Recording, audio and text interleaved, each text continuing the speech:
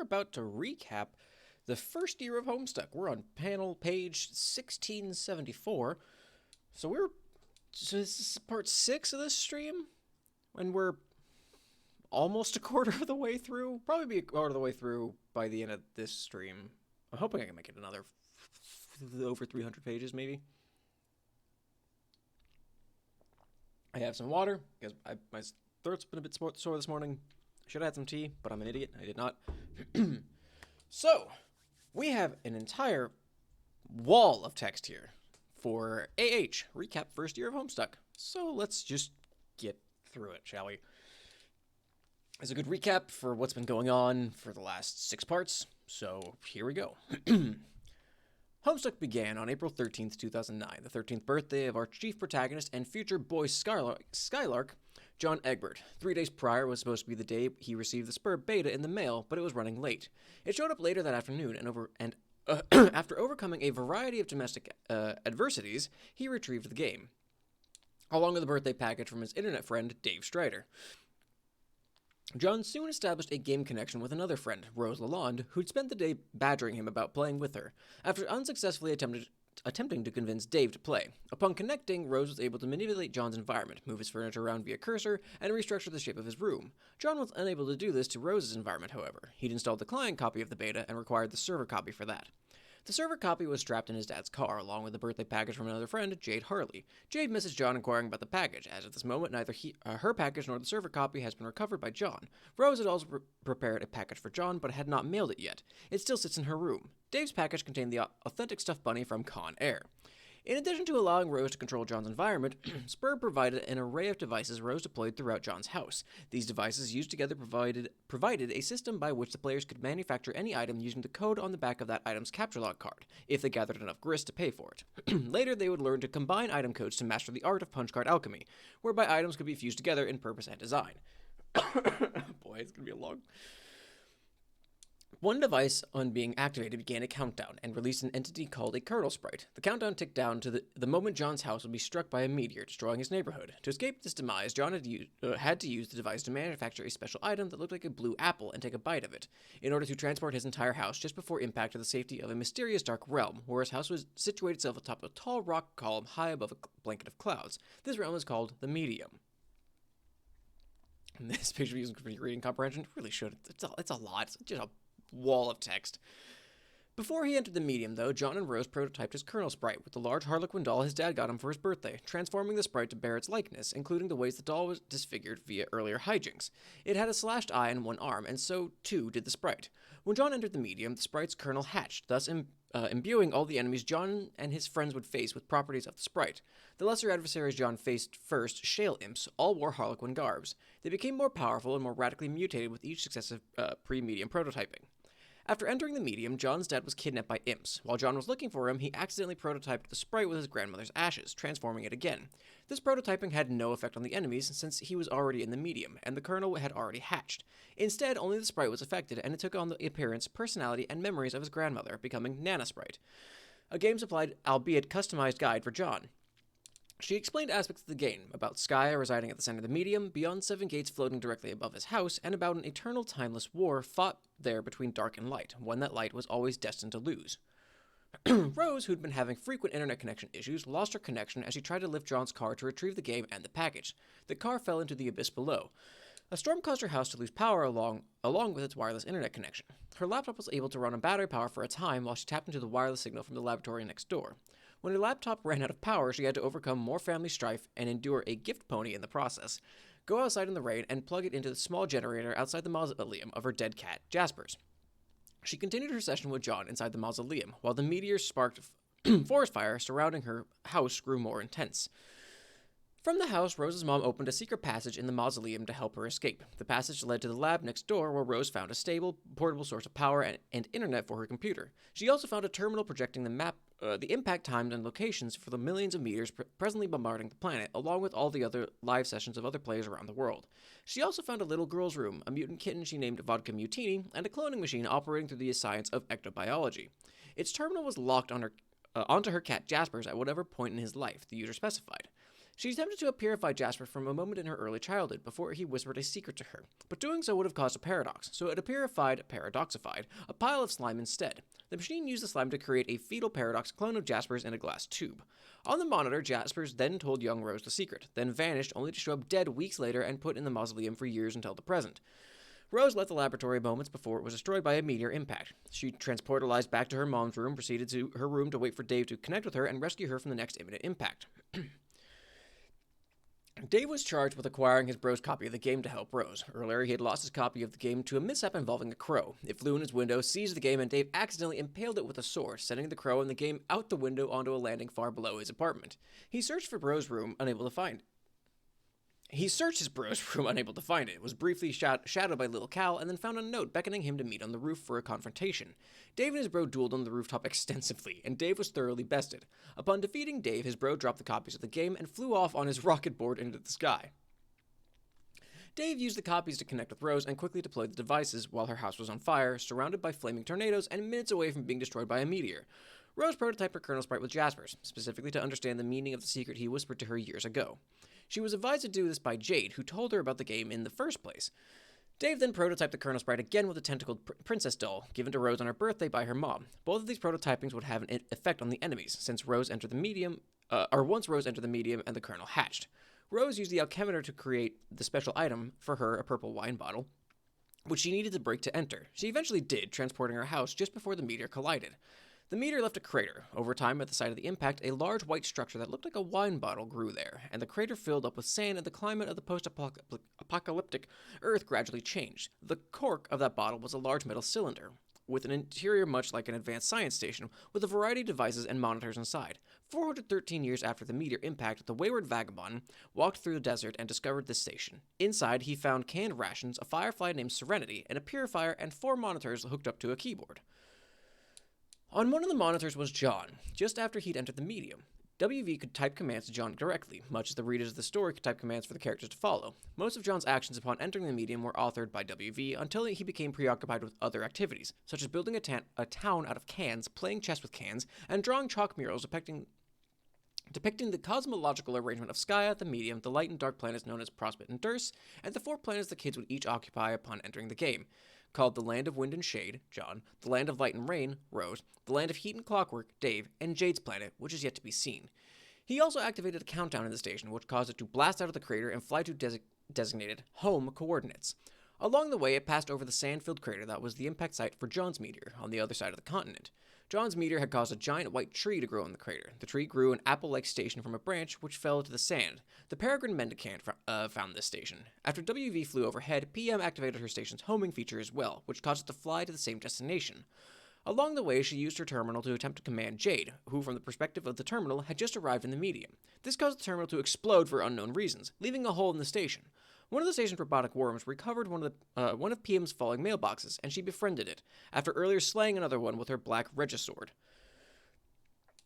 WV landed at the site of the ancient frog ruins across the now dried-up Pacific Ocean. The site was once the island where Jade lived, but nothing of the island remained except for the ruins. The mountain her house was on, and the volcano next to it, were replaced by a large empty chasm. PM landed shortly after WV, and they met. They were confronted by the aimless renegade, who fired at them from the frog ruins with old weaponry he'd been hoarding, once belonging to Jade's grandpa.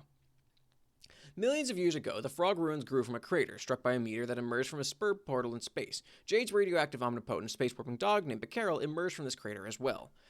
Jade's grandpa pioneered this island and built the house Jade lives in. Her grandpa has been dead for many years and stands stuffed in front of the fireplace. She's been looked after by her dog, who she calls Beck. She begins the day with several tasks to accomplish: to feed Beck and to retrieve a birthday package mailed by John. She irradiates a steak and heads outside of the site where the package will be dropped. She knows it will be dropped there because one of the reminders she wears on her fingers jogs her memory about it. She wears them to keep track of the many things she knows about the future, through dreams. She falls asleep frequently and spontaneously. When she sleeps, her dream self is awake and living on the moon that orbits the light planet Prospect. Prospect very closely orbits Skya, a huge sphere of blue sky and clouds, which Nana describes as a dormant crucible of unlimited creative potential. When Prospect's moon eclipses Skya, it drifts into Skya for a time, mingling with the clouds. Dream Jade then witnesses many past and future events in the clouds. While asleep, she is often confused about what is real and what isn't. When she wakes up, she pieces together future events from her memory of the cloud visions and from logs recorded by her dreambot. Her dreambot is a robotic surrogate that activates while she sleeps in her bed. It mimics in the real world the movement and actions of her dream self on the moon, and records a video log of what she sees while dreaming. Prospect's moon has 2 towers of identical design, and similar design to Jade's house. Dream Jade lives in one tower, Dream John lives in the other. Dream John is still asleep, and John has no knowledge of the dream world, which is to say, the entire game session. He would initiate on his 13th birthday. When he goes to sleep, instead of waking up on the moon as Jade does, he remains slumbering in his dream room, tormented by his subconscious. This torment is expressed when he sleepwalks and draws troubling scribbles on the walls of his room. When awake, he cannot see the scribbles, as his subconscious suppresses his awareness of them. It is not until he has a perception-altering revelation about his dad does he begin to see them. He initially believed they were new additions to his room, perhaps scrawled by imps. However, they were present long before, visible in his room while he prepared Jade's birthday package months ago. John prepared a package for each of his 3 friends, whose 13th birthdays were December 1st, Jade, 3rd, Dave, and 4th, Rose. He gave Rose a knitting set, and she then took an intense interest in knitting. He gave Dave the pair of shades Ben Stiller wore in Starsky and Hutch, which he wore from then on, replacing the shades in the style his bro wore. He gave Jade a blue version of his own ghost shirt, and some pumpkin seeds to help her replace the pumpkins that kept disappearing from her garden, but she did not receive them on the birthday John intended. She received it in the past, on her birthday when she was very young, causing her to take an interest in gardening in the first place, to take a liking to blue apparel, and to eventually befriend John over the internet and lead him, Rose, and Dave down a path where they would ultimately play this game together. Jade did retrieve his package into the present as planned, but immediately took it to another location where it disappeared. WV in the far future appearified it from that location on accident. The package contained further instructions for him. He was to bring it to PM, and she was to use her station's sendificator to send it to another place and time. After she did this, the package appeared in front of young Jade on her birthday. Jade orchestrated the sequence of events through knowledge of them by her cloud visions. She orchestrated similar events for the package she sent to John, plotting the circuitous route through time and space it was meant to follow. She then utilized the Exiles for help, while they were still in the medium. The Exiles, WV, PM, and AR, were all formerly agents of the kingdoms, before they were exiled by some means to post-apocalyptic Earth. AR, as an authority regulator in the land of Wind and Shade, discovered the package and the beta copy in John's wrecked car as he gave it a parking ticket. PM, working as a parcel mistress, recognized the package from a correspondence she had with Jade on Prospect some time ago, and recalled it must be delivered to John. AR would not relinquish the package, though he did give her the beta, which he delivered into a Pixis to satisfy the carved request of a mini-tablet. John carved this tablet at the request of PM through the command terminal in the future. AR brought the package to Durst, where it ultimately wound up on the desk of Jack Noir. Jack is the archagent of the Dark Kingdom, charged with overseeing affairs through his office's fenestrated wall portals and processing paperwork. He is forced to wear a silly garment, in keeping with prototyping themes by the Black Queen, in order he resentfully complies with. He oversaw the imprisonment of John's dad, who broke loose on multiple occasions. When Jack went to handle it personally, John's dad set Jack's hat on fire. In a surly act of gratitude, he released the prisoner. John's dad fled to the land of Wind and Shade, fought large monsters, got his hat dirty, and lost a shoe. He then carved tablet requests for new ones, which John filled via Pixis, unaware of who requested them. I don't remember that. PM followed AR to Durst in hopes of retrieving the package. After wandering around, she encountered the Black Queen on her throne. Both the Light and Dark Kingdoms each have a king and a queen. The queens sit on a throne of Prospect and Durst respectively, ruling the planet. The kings command armies on the battlefield, located at the center of Skya. The queen takes on the attributes supplied by the prototypings due to the 4-orbed rings she wears. When the ring is removed, the queen is restored to normal. PM showed the BQ a parking ticket she was pretending to deliver. The BQ directed her to Jack's office where the ticket should be filed. PM met Jack and asked for the package. Jack proposed a deal and gave her a black regisword. If she would kill the White Queen and White King and bring him their crowns, he would give her the package. She accepted with little alternative. She then visited the WQ on Prospect and explained the situation with no intention of carrying out Jack's mission. The WQ, understanding the futility of their situation and the need to recover the package, abdicated and gave PM her crown and ring. PM was instructed to go find the White King, retrieve his crown, and receive further instructions on what to do with the ring to protect it. WQ would then eventually exile herself to post-apocalypse Earth. On post-apocalypse Earth, after AR fired on WV and PM from the ruins, he spotted WV's pumpkin, which WV had earlier purified from Jade's house. He recognized the carving of Beck's silhouette on the pumpkin. Fearful of it, he surrendered. The 3 exiles soon became friends over a campfire and shared rations. WV and AR built Exile Town out of cans, mailboxes, and bullets. PM operated WV's station terminal to submit commands to John as he explored the land of Wind and Shade. In the sky, another station teleported and fell to the ground. It was shaped like an egg and originated from Dave's meteor impact site, in correspondence with the egg-shaped item he would use to enter the medium. Emerging from the station was the windswept questant, formerly the White Queen. Oh boy. Oh, the recap, yeah, you're not wrong, guys. It's very much right. AR and WV sought to impress WQ by crafting a crown for her out of a mailbox. She refused the distinction, instead giving it to PM, who had successfully completed her mission to deliver Jade's package to John in the distant past. The means by which she went about this have yet to be seen. John entered the land of wind and shade, Loas, by having Rose build up his house to the first gate, fighting through many imps and ogres with his powerful new alchemized weapons and entering the gate. This took him to a location beneath the clouds, far below his house. The Loas turned out to be a large windy planet full of dark terrain, incandescent trees, networks of pipes, and oily rivers. In addition to hosting more powerful adversaries, the land is occupied by friendly consorts, a race of salamanders. They help John understand the mythos of the land and inform him of the planet's persecution by a sleeping denizen, which is responsible for clogging the pipes with oil and trapping fireflies under the clouds. Each planet has a sleeping denizen, which the players must first awake and then kill in the course of their journey through the Seven Gates. Rose's planet, the land of light and rain, Lolar, is a multicolored ocean planet with white sandy islands and pink ruins, and has a denizen responsible for killing all life in the water. Dave's planet, the land of heat and clockwork, Lohak, is a lava planet covered in industrial steel from structures and turning gears, and has a denizen of yet unknown qualities. Killing the denizen releases a huge grist horde buried at the core of the planet, which is then used to fuel a process known as the ultimate alchemy. Along the way, the kids are meant to learn about their destined roles in this quest as the Heir of Breath, John, Seer of Light, Rose, Knight of Time, Dave, and Witch of Space, Jade. Over the course of their quest, the Dark Kingdom will inevitably defeat the Light Kingdom. The Black Queen and King will take control and initiate the Reckoning. This affects a belt of meteors called the Veil, which orbits far from Skya, between the 4 planets and Durst, and is host to various lab facilities used by the kingdoms. The Reckoning causes the meteors to descend on Skya, ultimately destroying it, unless the Black Queen and King can be defeated in time. Skya, however, buys time by opening defense portals to catch many of the meteors, redirecting them elsewhere in space and time. This is the generic template for the way the game is supposed to proceed. It can deviate from this model, however, depending on the actions of the players, and the details of the game mythology presented is unique to each group of players and their session. Long before John and his friends started playing the game, another group of players had been persistently trolling them, particularly Jade. They are furious about an action she will take that will cause major problems in the 4 kids' game session and inevitably lead to their defeat. Specifically, Jade will send a package to John, apparently containing a powerful weapon he will need later, but the package winds up in the hands of Jack Noir, leading to dire consequences. They allude to other things she will do that will lead to not only trouble for the 4 kids, but the troll players as well. The trolls consist of 12 kids from an alien planet who went through the same process as John and his friends, escaping from the annihilation of their planet via meteors and into the medium to play the game. Their game session is entirely separate from that of the 4 kids. It has the same basic template with its own Skya, Prospect, Durst, Fail, and a planet for each troll, but separate game instances of these. They also have different instances of the same character templates, such as the kings and queens, and agents like Jack Noir. The trolls have completed their game session with yet unknown results. They now reside on a meteor in their Veil, sitting at terminals trolling John and co. From their terminals, they can choose any point in the past or future of the kids to troll, and observe what they're doing at that moment. As a group, their only stated objective is to harass the kids, which they do so haphazardly throughout different points in the kids' timeline. Though they can choose any point in the kids' timeline to talk, they're mostly resigned to the understanding that no matter what they do, they can't change the outcome of the kids' actions. We're almost there. The 4 most vociferous trolls so far have been Carcinogeneticist, Gallows Calibrator, Grim Auxiliatrix, and Audios Toreador, the other 8 being Apocalypse Arisen, Twin Armageddons, Arsenic Catnip, Arachnid's Grip, Centaur's Testicle, Terminally Capricious, Caligula's Aquarium, and Cuttlefish Color, each yet to be heard from.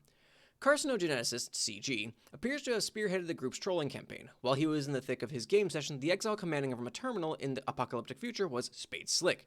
This is one difference between his game session and John's, who had WV as an exile commanding it. In CG's session, his version of Jack Noir became exiled along the way and took on the name Spade Slick. 3 other agents were exiled, and the 4 of them formed a gang called the Midnight Crew, and spent years building up a dark city in the future wasteland of the Trolls' dead planet. Another difference in the Trolls' session is that at some point along the way, the Black Queen was also exiled, later joined a rival game called the Felt, assumed special powers that make her highly inadvisable to kill, and came to be known as Snowman. It was not until Slick confronted the Felt in their mansion that he discovered the station terminal to command CG, and not before Snowman blinded him in one eye, severed his arm, and locked him in a vault. Each troll has a different trolling strategy and a different rhythm by which they hop around the kids' timelines to chat with them. CG's strategy, for the most part, was to begin trolling them at the very end of their adventure, the moment at which he was most angry with their actions, and then gradually work backwards, mostly talking to John. This proves to be mutually frustrating, though, as John knows less and less about the situation the further into the past CG goes. Similarly, the further into the future John progresses, the more he has the advantage over CG by knowledge of his future conversations with him, and vice versa. Over the course of the opposing directions to the two sides of the conversation, John learns more about the nature of the game and why they're being trolled, and in spite of hostility, they gradually befriend each other through the and inevitably alluded to on both sides of the conversation.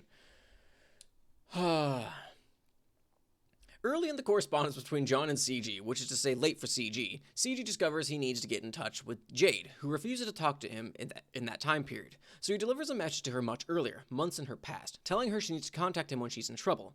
She will know to do this when her dreambot explodes in the future, an outcome that has not yet happened.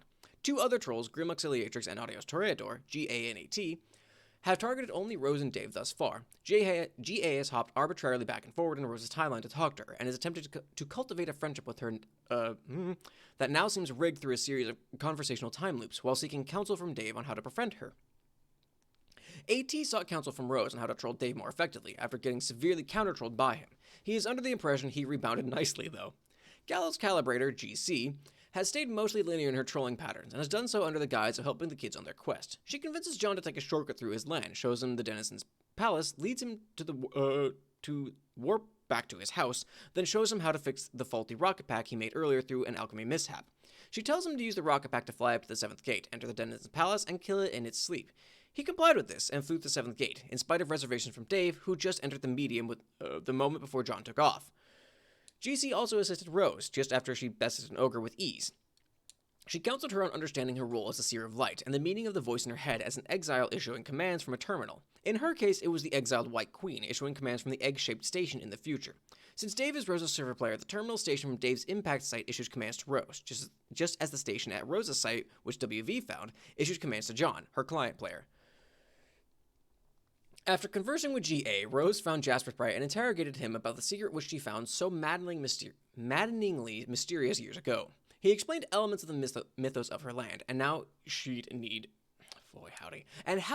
to learn to play the rain to produce the musical analog of a genetic code to reintroduce life into the ocean. In response to her question about his secret, he simply replied, "Meow." She mistook this for more nonsense, but it was in fact the secret he told her years ago. The 4-letter sequence meow unlocked a genetic code in her subconscious, which she would spend years scrawling on her wall, using those letters in place of the typically used GCAT letters, while completely oblivious to the scrawlings and their meaning, just as John was. As Jasper said, she would understand their meaning when her dream self wakes up. Rose's dream self lives in a tower on the moon of Durst. Dave's dream self lives on the same moon in the other tower. It was suggested by Rose's future self, who was fully awake in the tower, that Dave had already been awake in his tower all along without realizing it. This was suggested in a conversation she had in the future with Dave. It was an alternative future timeline not meant to be. This future timeline came about by this series of events. Let me get my breath for a second.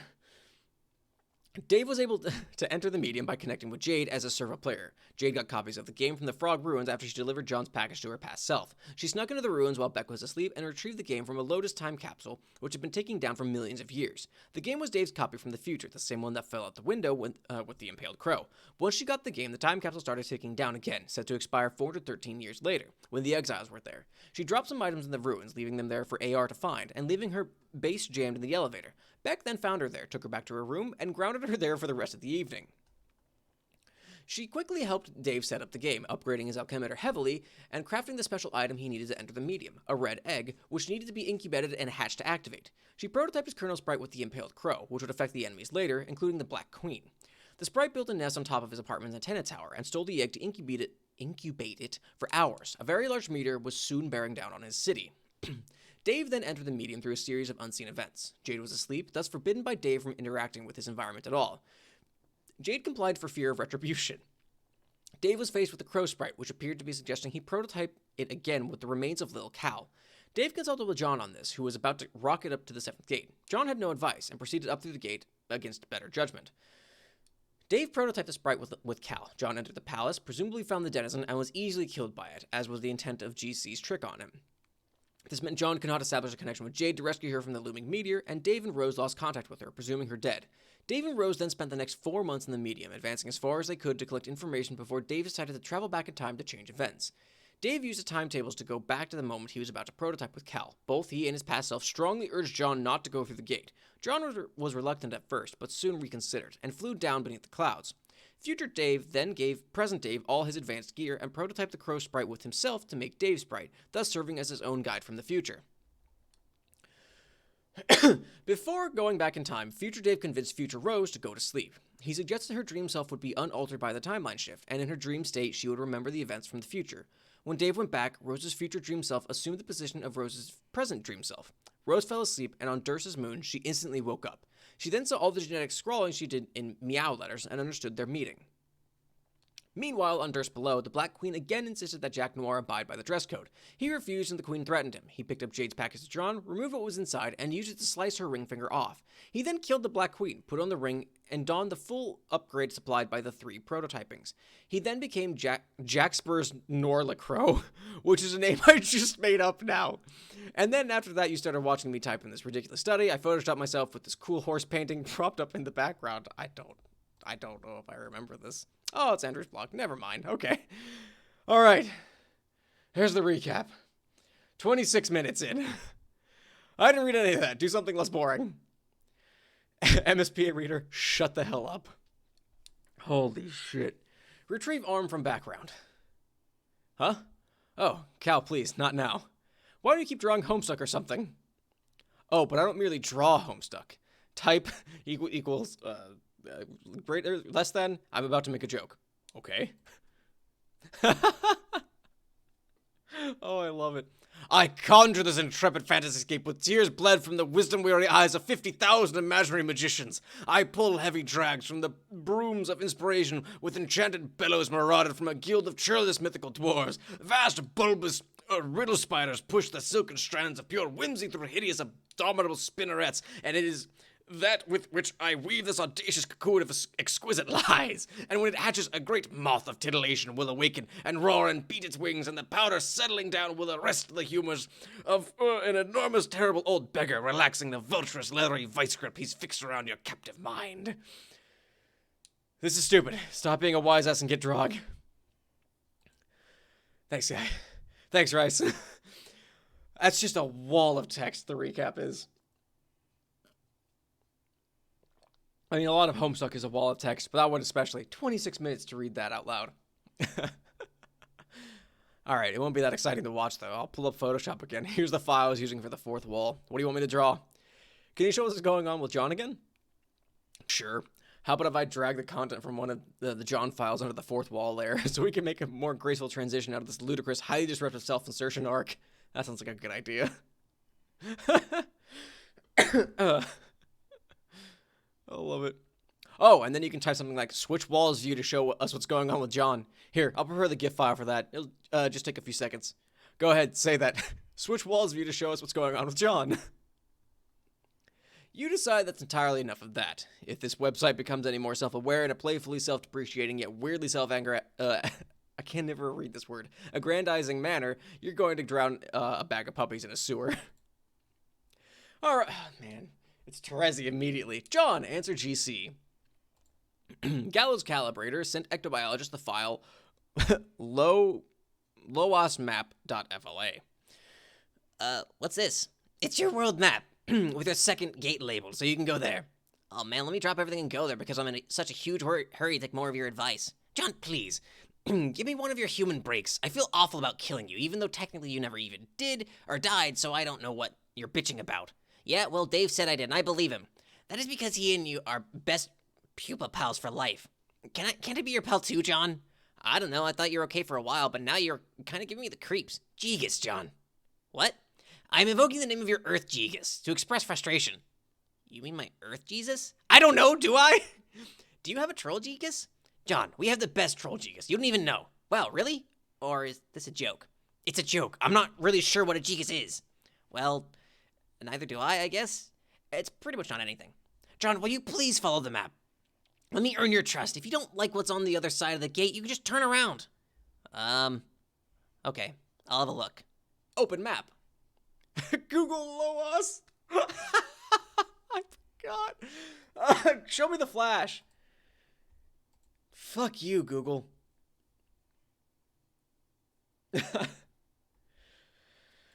What's this? John, here is your house. I cropped this world map for you so you can find where to go easily. Fly north. Also, hi, this is me. Thanks. Thanks, Terezi. I'm so impressed. I forgot this was a thing. I forgot a lot of things are things. This is the second gate. Go in here. I promise you won't die this time unless you screw up all by yourself. Boy, howdy. Are there any other points of interest? Or would that be it? I'm so impressed by this. Like, truly. Proceed to the second gate. Enter. Gate number 2. You spend the next 20 minutes staring at this image before you realize it's not a Flash file. Is it really like a 20-minute GIF?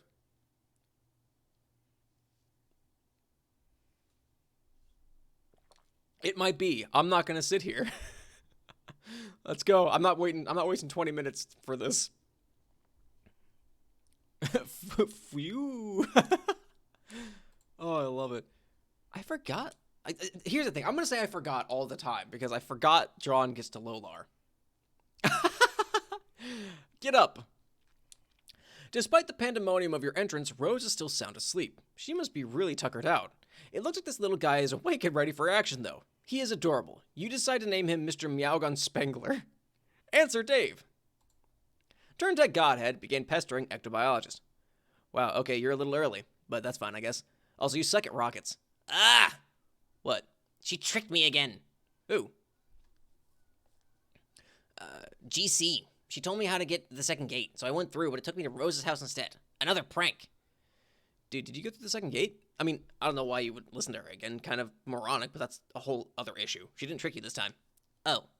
Then I don't really get this. What were you expecting? This is how it works. The progression of gates is like this whole round-robin thing, cycling through each planet. Gate 2 on your planet leads to Gate 2 on Rose's. Then you build up to Gate 3 above her house, which leads somewhere else on her planet. You look for Gate 4 somewhere there, which leads to Gate 4 above my house, and so on. Wow. Okay. Ordinarily, Rose would have already gone through her Gate 1, but she's sleeping pretty hard, obviously, and ordinarily you wouldn't have gone through Gate 2 until her house was built up, so you wouldn't fall to your death. But you got your chest rocket, so that's fine. See, we all got to coordinate on this thing. Okay. How do you know all this? Fuck, come on, dude.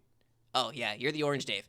Hey, no offense, but do you think I could talk to the real Dave for a second? God damn it, I am the real Dave. You know the one who saved your life? I'm more real, actually, because I've been through some heavy shit already, hopping around on red-hot gears and I-beams for like a year, and grinding shit out for your ungrateful ass. Here, look, check out this code from the future. From the future, not you deserve it. WIN189Q. You're fucking welcome. Well, calm down. I'm sorry, that's not really what I meant. I mean, of course that you're a real Dave, but what I mean is, the Dave from my time is also my friend, and I guess he's in the same boat I'm in, not knowing stuff and all, and I'd feel bad keeping me out of the loop. Turned out Godhead began pestering Ectobiologist. Is it only 20 seconds? Oh, I guess we gotta sit there. Oh well. Yo. Oh, hey, I think I pissed off your future self. What did you do? I said he wasn't the real Dave. I think I might have actually really hurt his feelings, though. Don't worry about it. Why not? Because I wouldn't give a shit, and he's me. Okay. I'm in Rose's room, by the way. What, really? Yeah, but she's asleep. Okay, don't go anywhere. I'm coming down to the computer. Okay. Dave is here. He wants to use the computer. Probably to help you scope out Rose's room and snoop and stuff. I mean, that's what I would have done, if you were alive. So I'm gonna go. Use these flappy ghost wings and tear shit up in space or something. Sure. Hey, Dave. What?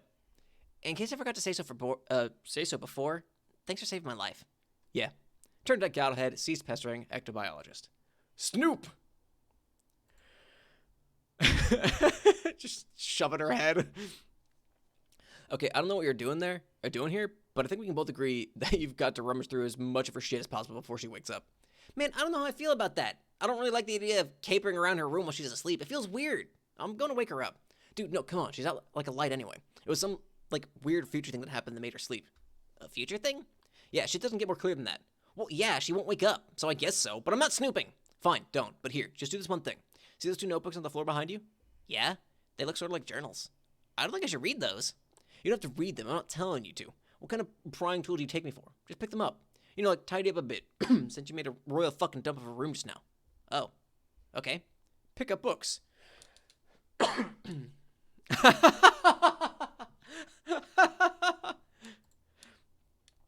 Now I need you to do something else. This is important, like for important game reasons and stuff. Take the card the books are on, flip it over. So you can see the code. Wait a minute, I see what you're trying to do. I won't tell you the code for Rose's books. Dude, you don't have to tell me the code. Just flip it over and let me know if there's a code there. That's all. Okay, I guess. Yeah, there's a code. All right, cool. You can ditch the books now if you want. Maybe put them back on the floor so Rose didn't think you were snooping. Seriously, you've got some grubby fingers, bro. Why don't you mind your business there? What is even with you? Haha, Dave, I think all the laughing made me poop in my pants too hard. Isn't that your birthday package there? Oh yeah, I think it might be. Maybe you should look at it. I don't think it counts as snooping since it's technically yours. Yeah, maybe. I wonder if she finished. She's so tight-lipped about the damn thing. I am really curious. Zoom in. Fucking unbelievable. Oh,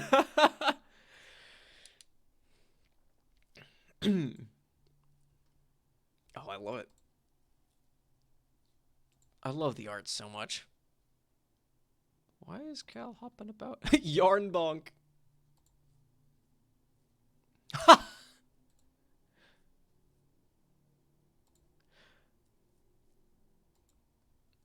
Look at this. Look how this be. Boy, it's very red in here. John, check Rose's bookshelf. His room is a fucking mess, too. Fucking hell. Holy shit. You eye your birthday package again curiously. It's awfully tempting to peek inside, but you feel guilty about it for some reason, even though it's yours anyway. You suppose a perusal of her bookshelf would be harmless enough. Just a bunch of books. The knowledge within is meant for everybody. Dave pesters you with the message, would you decide not to bother dignifying with the whole Pesterlog ordeal, because it's probably just him being a truculent jackass again, so screw him. Look at a book. The Ocean Charles. The big man has the answers. You find a book full of beautiful poetry and groundbreaking philosophical thinking by American sports legend Charles Barkley. These are words to cherish. This is a man to treasure. You capture-log Rose's autographed copy of This Ocean Charles. Jewels of wisdom like this don't just fall into your lap every day and shouldn't be parted with lightly. You doubt she'll mind if you borrow her book. She's always trying to get you to read her weird books anyway. Oh, just open the package already. You can't take it anymore. You're going to see what's inside.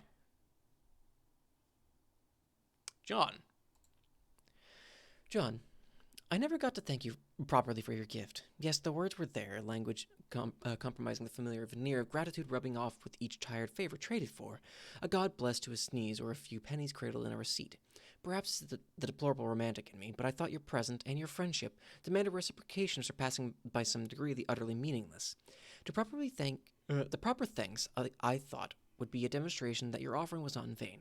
Yes, maybe some would take your suggested alternative to my gloomy preoccupations as a passive-aggressive jab, but I know you didn't mean it that way. In fact, I'm sure reading about it now is the first time the notion has occurred to you. John, please stop rolling your eyes. The letter is down here. The gift in this box is a resurrection. I used your present to thread life anew into a tattered heirloom. As long as I can remember, its black, greasy appendages have been tethered limply to its ratty, porous carriage. Too delicate to wash, too dear to discard. I used to love this rabbit. Now he's yours. I trust you'll find this to be adequately sentimental. Happy birthday. Rose. Put the bunny back in the box. Chaos Dunk. This gift from Rose is so cool. 2 sweet bunnies on one birthday? What are the odds? In a fit of enthusiasm, you shut up and jam the bunny back in the box, executing a textbook Chaos Dunk. Millions would have perished if everything in the ocean weren't dead already, that is. Take box. You gently Chaos Dunk the fragile bunny back in the box and capture log it. It is such a nice present. You'll have to write Rose a thank you note and tuck it under her hairband or something. Wait, no, that'd probably be creepy. This bunny reminds you that you still have a salamander in your Siladex. She's holding the bunny Dave got you. It's sort of uncanny how similar they are, aside from the knitted enhancements. Seriously, what are the odds? So weird. Deploy beloved daughter. You release dear, precious Casey. She was probably getting antsy in that card. You think you'll leave her here with Rose. A dangerous quest is nothing to embark on with a sweet, innocent little girl stashed in your inventory. You aren't actually sure if she is a girl, though. You don't even know if salamanders can be girls. Aren't they hermaphrodites or something? You don't know anything about biology, unless it is biology that has to do with ghosts and slime. But even then, you don't actually know anything. You just sort of like to pretend you do. Looks like a troll is bugging Rose. Answer troll. Grim Auxiliatrix began trolling Tentacle Therapist. I suppose to antagonize a few members of your trivial species. I'm supposed to, I suppose. I have to start somewhere and some when, so I'm starting with you. And now, it's going to be pointless and unpleasant, mostly for me. Actually, you know what? I'm not really feeling this at all. Goodbye. She's not here right now. She's asleep. But okay, see you. Is this your human sarcasm that I've heard about? That you always use, and that is basically a terrible way to communicate? No? I thought that was the thing you did, the rose human specifically. Oh yeah, that's me. I'm the rose human. Look at me. I'm so smart with all these snooty words and complicated things to say. I am the queen of books. Okay, these are definitely insincere statements. Why do you work so hard at being so awful? I'm so burned. These burns are scary. Can we just cut to the chase and be friends already? These cat and mouse games are so dumb. You know, we're just going to all be friends at some point anyway. Have we spoken before? I don't know. Maybe? It's hard to keep track with all your time nonsense. He's really tapping. What is it? It's so blank. Oh man, I didn't really look at it there. Anyway, time nonsense. And now that I think about it, it is pretty conceivable that I will talk to you again in the past after this conversation. That's because you guys always do things the hard way and the dumb way. I should figure out how the viewport feature of this application works so I can see what such a primitive creature looks like. Well, I know what you guys look like. You look kind of like Howie Mandel from Little Monsters. Even though, to be perfectly frank, he was kind of a big monster. Because he was a big, goofy adult, and Fred Savage was like this child prankster sidekick. Is this an adversary you have encountered on your quest? No, it's a movie. You should ask John about it, because he thinks it's awesome, which it is. It seems you put stock in John's assessment of things, even really uninteresting things that are pretty terrible to listen to. He is either the leader of your party, or you hold whatever the human equivalent of mating fondness for him is. Yeah, I got him this really cool bunny for his birthday, and it's really nicely knitted and everything, because I'm basically in love with him. You're right. Okay. Just kidding. I'm sure John knows it's because I'm really thoughtful, and I bet he really appreciates the present, and would say thank you if he were here. Okay, human courtship is definitely a strange thing, and it's sort of blowing my mind to listen to this. I think I'll talk to someone else now. Why don't you talk to John? Maybe. When along his timeline would you recommend communicating with him? Oh man, I don't know. Why don't you pick the time that will make the most complicated mess out of everything imaginable? You know that's what you're going to do anyway. Considering that you're obviously not that smart, and basically understand whipping bug-winged fuck-all about even the most elementary temporal mechanics, I'm a bit perplexed as to why I find myself so vehemently fondling the short end of the antagonism stick here. Kind of irritating. I'm going to talk to your comrades, this John human, and figure out what's going on. Okay, if you talk to him in the past, he'll understand even less buggy-whipped fuck-all about time, and he'll be confused. So maybe pay something from this conversation to him? I don't know. And if you talk to him in the future, he'll probably know all the stuff, like things you said to him but haven't said yet, and then you'll be confused. Sorry, that's just how this works. Don't say I didn't warn you. Consider me fully briefed on the matter. Until next time, Rose. Next time in the past. Yeah, bye. Grim Auxiliatrix, cease trolling, tentacle therapist. You made it, tiny angry puppy. You made it. Grim Auxiliatrix began trolling Twin Armageddons. Oh, hey, Solix! If you're not too busy still setting up the network, perhaps you could come show me how to activate the viewport? I am, in fact, too busy still setting it up. Whoa. Here's an idea. Press F1. My keyboard is missing the F1 key. Live. Don't bother me. I'm not in the mood. If I see one more snarl of wires kind of jutting out and being tangled or whatever, I'm going to perform some sort of athletic fucking somersault off the deep end and get a call from the president or some shit. So go away. You used to like to talk more. If I recall, I was typically the one who would solicit reprieves from your nonsense. So I don't know what happened. That was before I knew we were all going to die, and no one believed me. And now look at you all believing me suddenly. Uncanny. Then why are you doing this? Setting up these stations for us? To get you all off my bulge about it. But if I don't troll any of them personally, I won't troll any of them personally, no way. Kinda juvenile. But you guys go knock yourselves out, okay? See the menu up top? Fiddle around with that till you open up the viewport. I did fiddle with it, to no avail. If you can't figure shit out by fucking around, you don't belong near computers. Kind of like with a registered sex offender in schools. If you move to a new town, you have to go up to your neighbor's door and warn them about how stupid you are, and give them a chance to hide all their innocent technology and vandalize your house. There he is. There he be. F1 bonk. Hassle. Fucking, I love it so much. Rose and Dave, shut up and jam.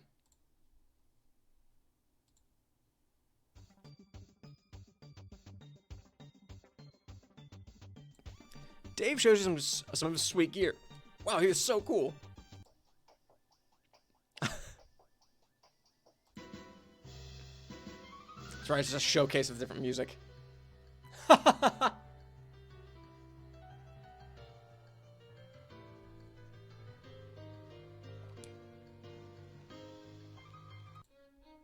Oh, Dirt Streamers. Fuck yeah. This is one of my favorite songs.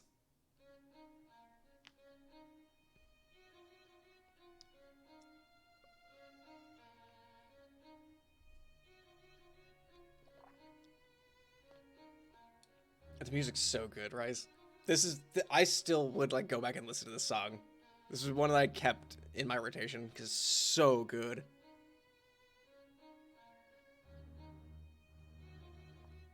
Just hang out and listen to my favorite song for a second. This is for me.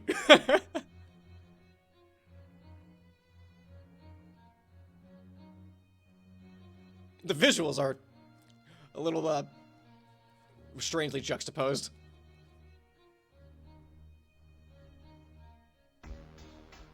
Oh, yeah. There it is.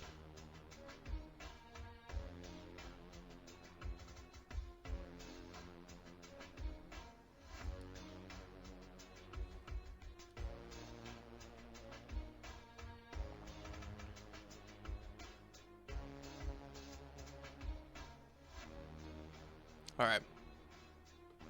Actually, no. We need to get the good part of the song. Oh, there's a fan lyrics to this? I didn't know that, actually. I know, I once knew the fan lyrics to Eridan's song, Once Upon a Time. I don't even know those fan lyrics. It might have just been a Homestuck song that they made lyrics. I think Kylie Henke? Is that how you pronounce her last name? I think she sang that. I'm not 100% sure, though. There it is. There it is.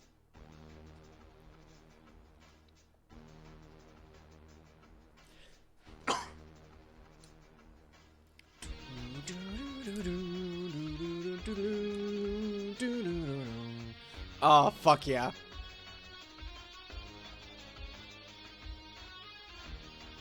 Oh, this is so rad. Alright.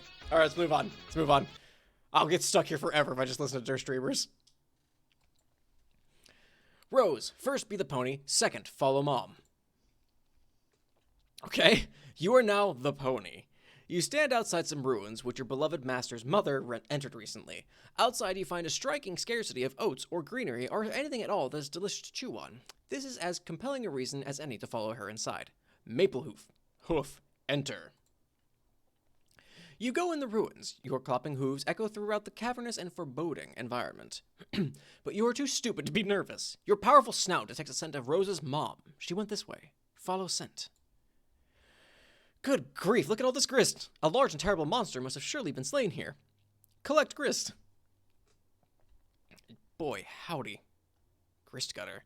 You pick up all the grist and store it in Rose's grist cache. This is entirely too much grist of too many exotic types for such a low-level player, but you'll take it. You don't look a gift horse in the pink heart tattoo. The grist overflow is gathered by the grist gutter utility supplied by grist torrent. It is stored and gradually redirected to other players. Proceed.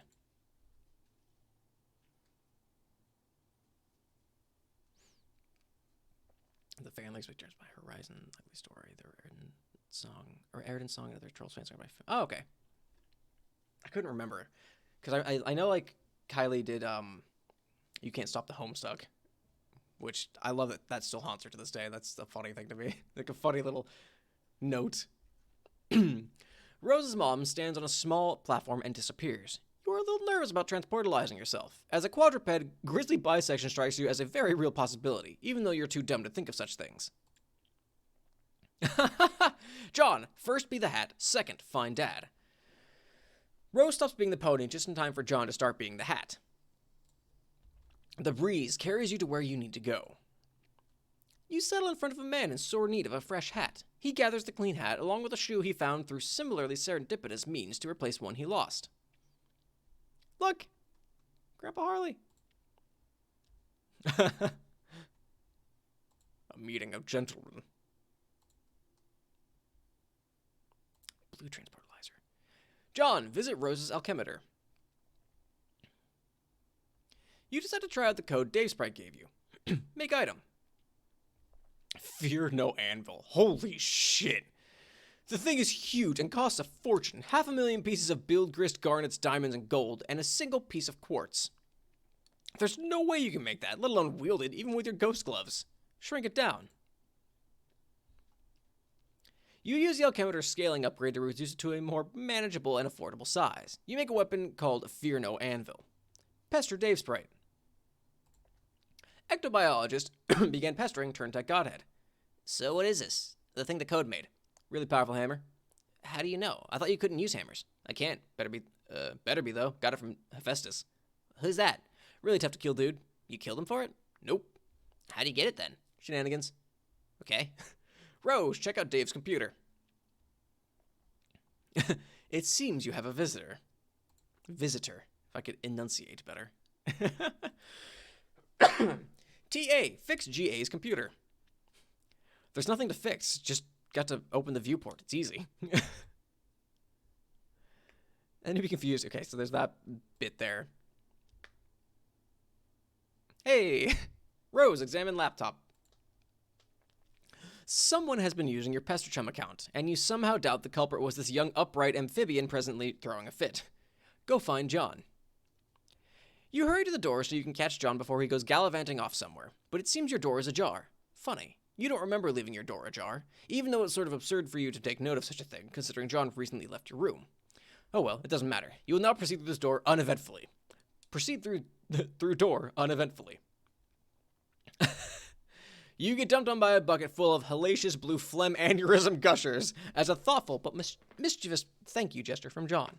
Your prankster's gambit plunges to an all-time low. You cannot hope to defeat Edgar in a prank-off. He is simply the best there is. John, equip trusty rocket. Rhodes obviously isn't waking up anytime soon. Might as well take some time to explore and maybe stop by again later. Why, Dr. Meowgan. Do you want to come along for the ride? It sure looks that way. Okay, hop aboard then. Adventure awaits. Blast off. Look at his face. He's so happy. Where is he off to now? At least you have this little fellow here to keep you company. You'll name him Viceroy Bubbles von Salamancer. I forgot about Viceroy Salamancer. Von Salamancer, excuse me. Dave, be the puppet. You have no idea what the hell that means. But yeah, you can kiss that obnoxious puppet goodbye. Maybe now you can get a decent night's sleep. There we go. There he caught.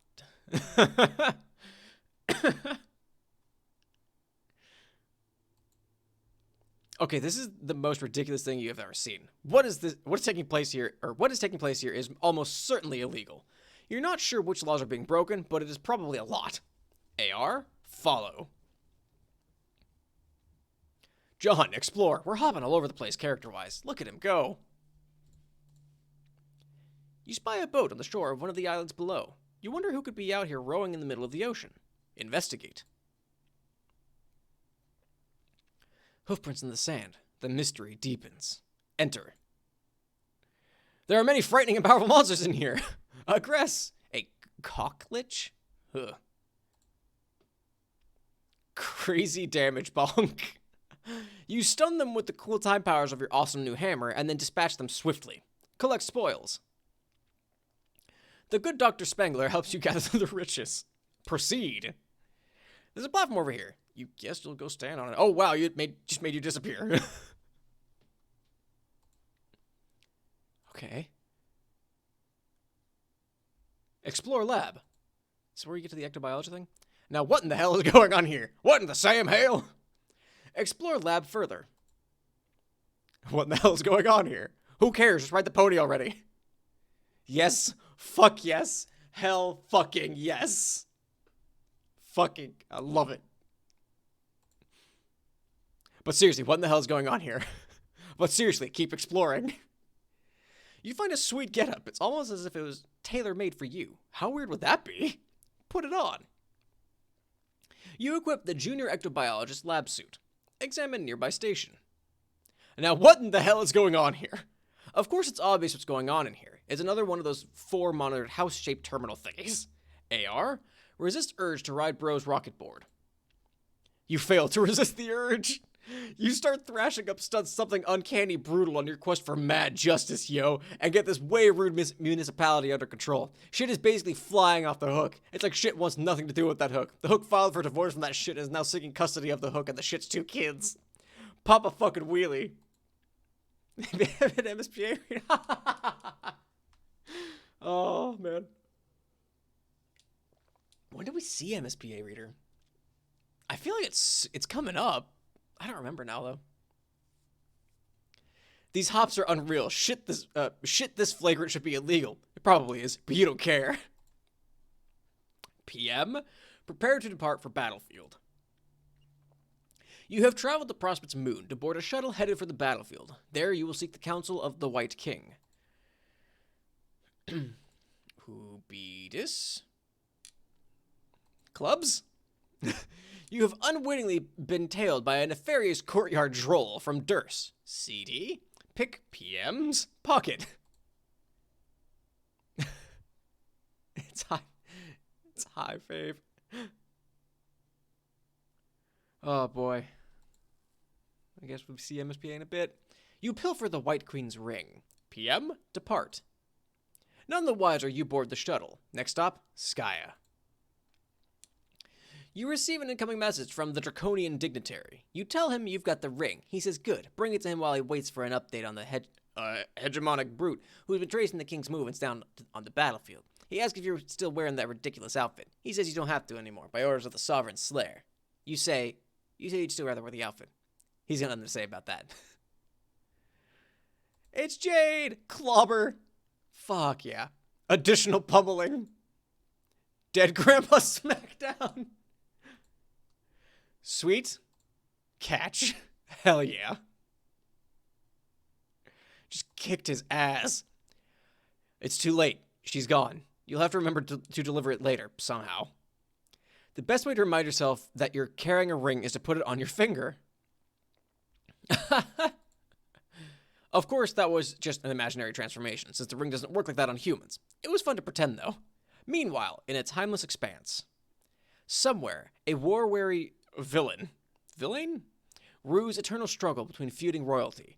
The battlefield holds little promise for the peaceful life of a simple farmer. WV, rise up.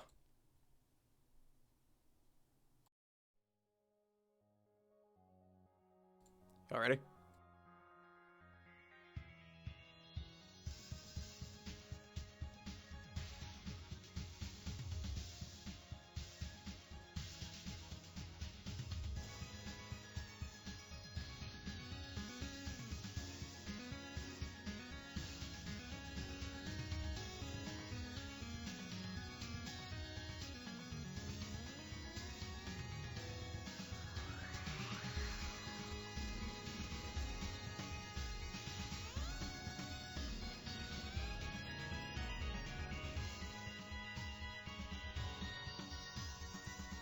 That's fair, guy. It's a good one.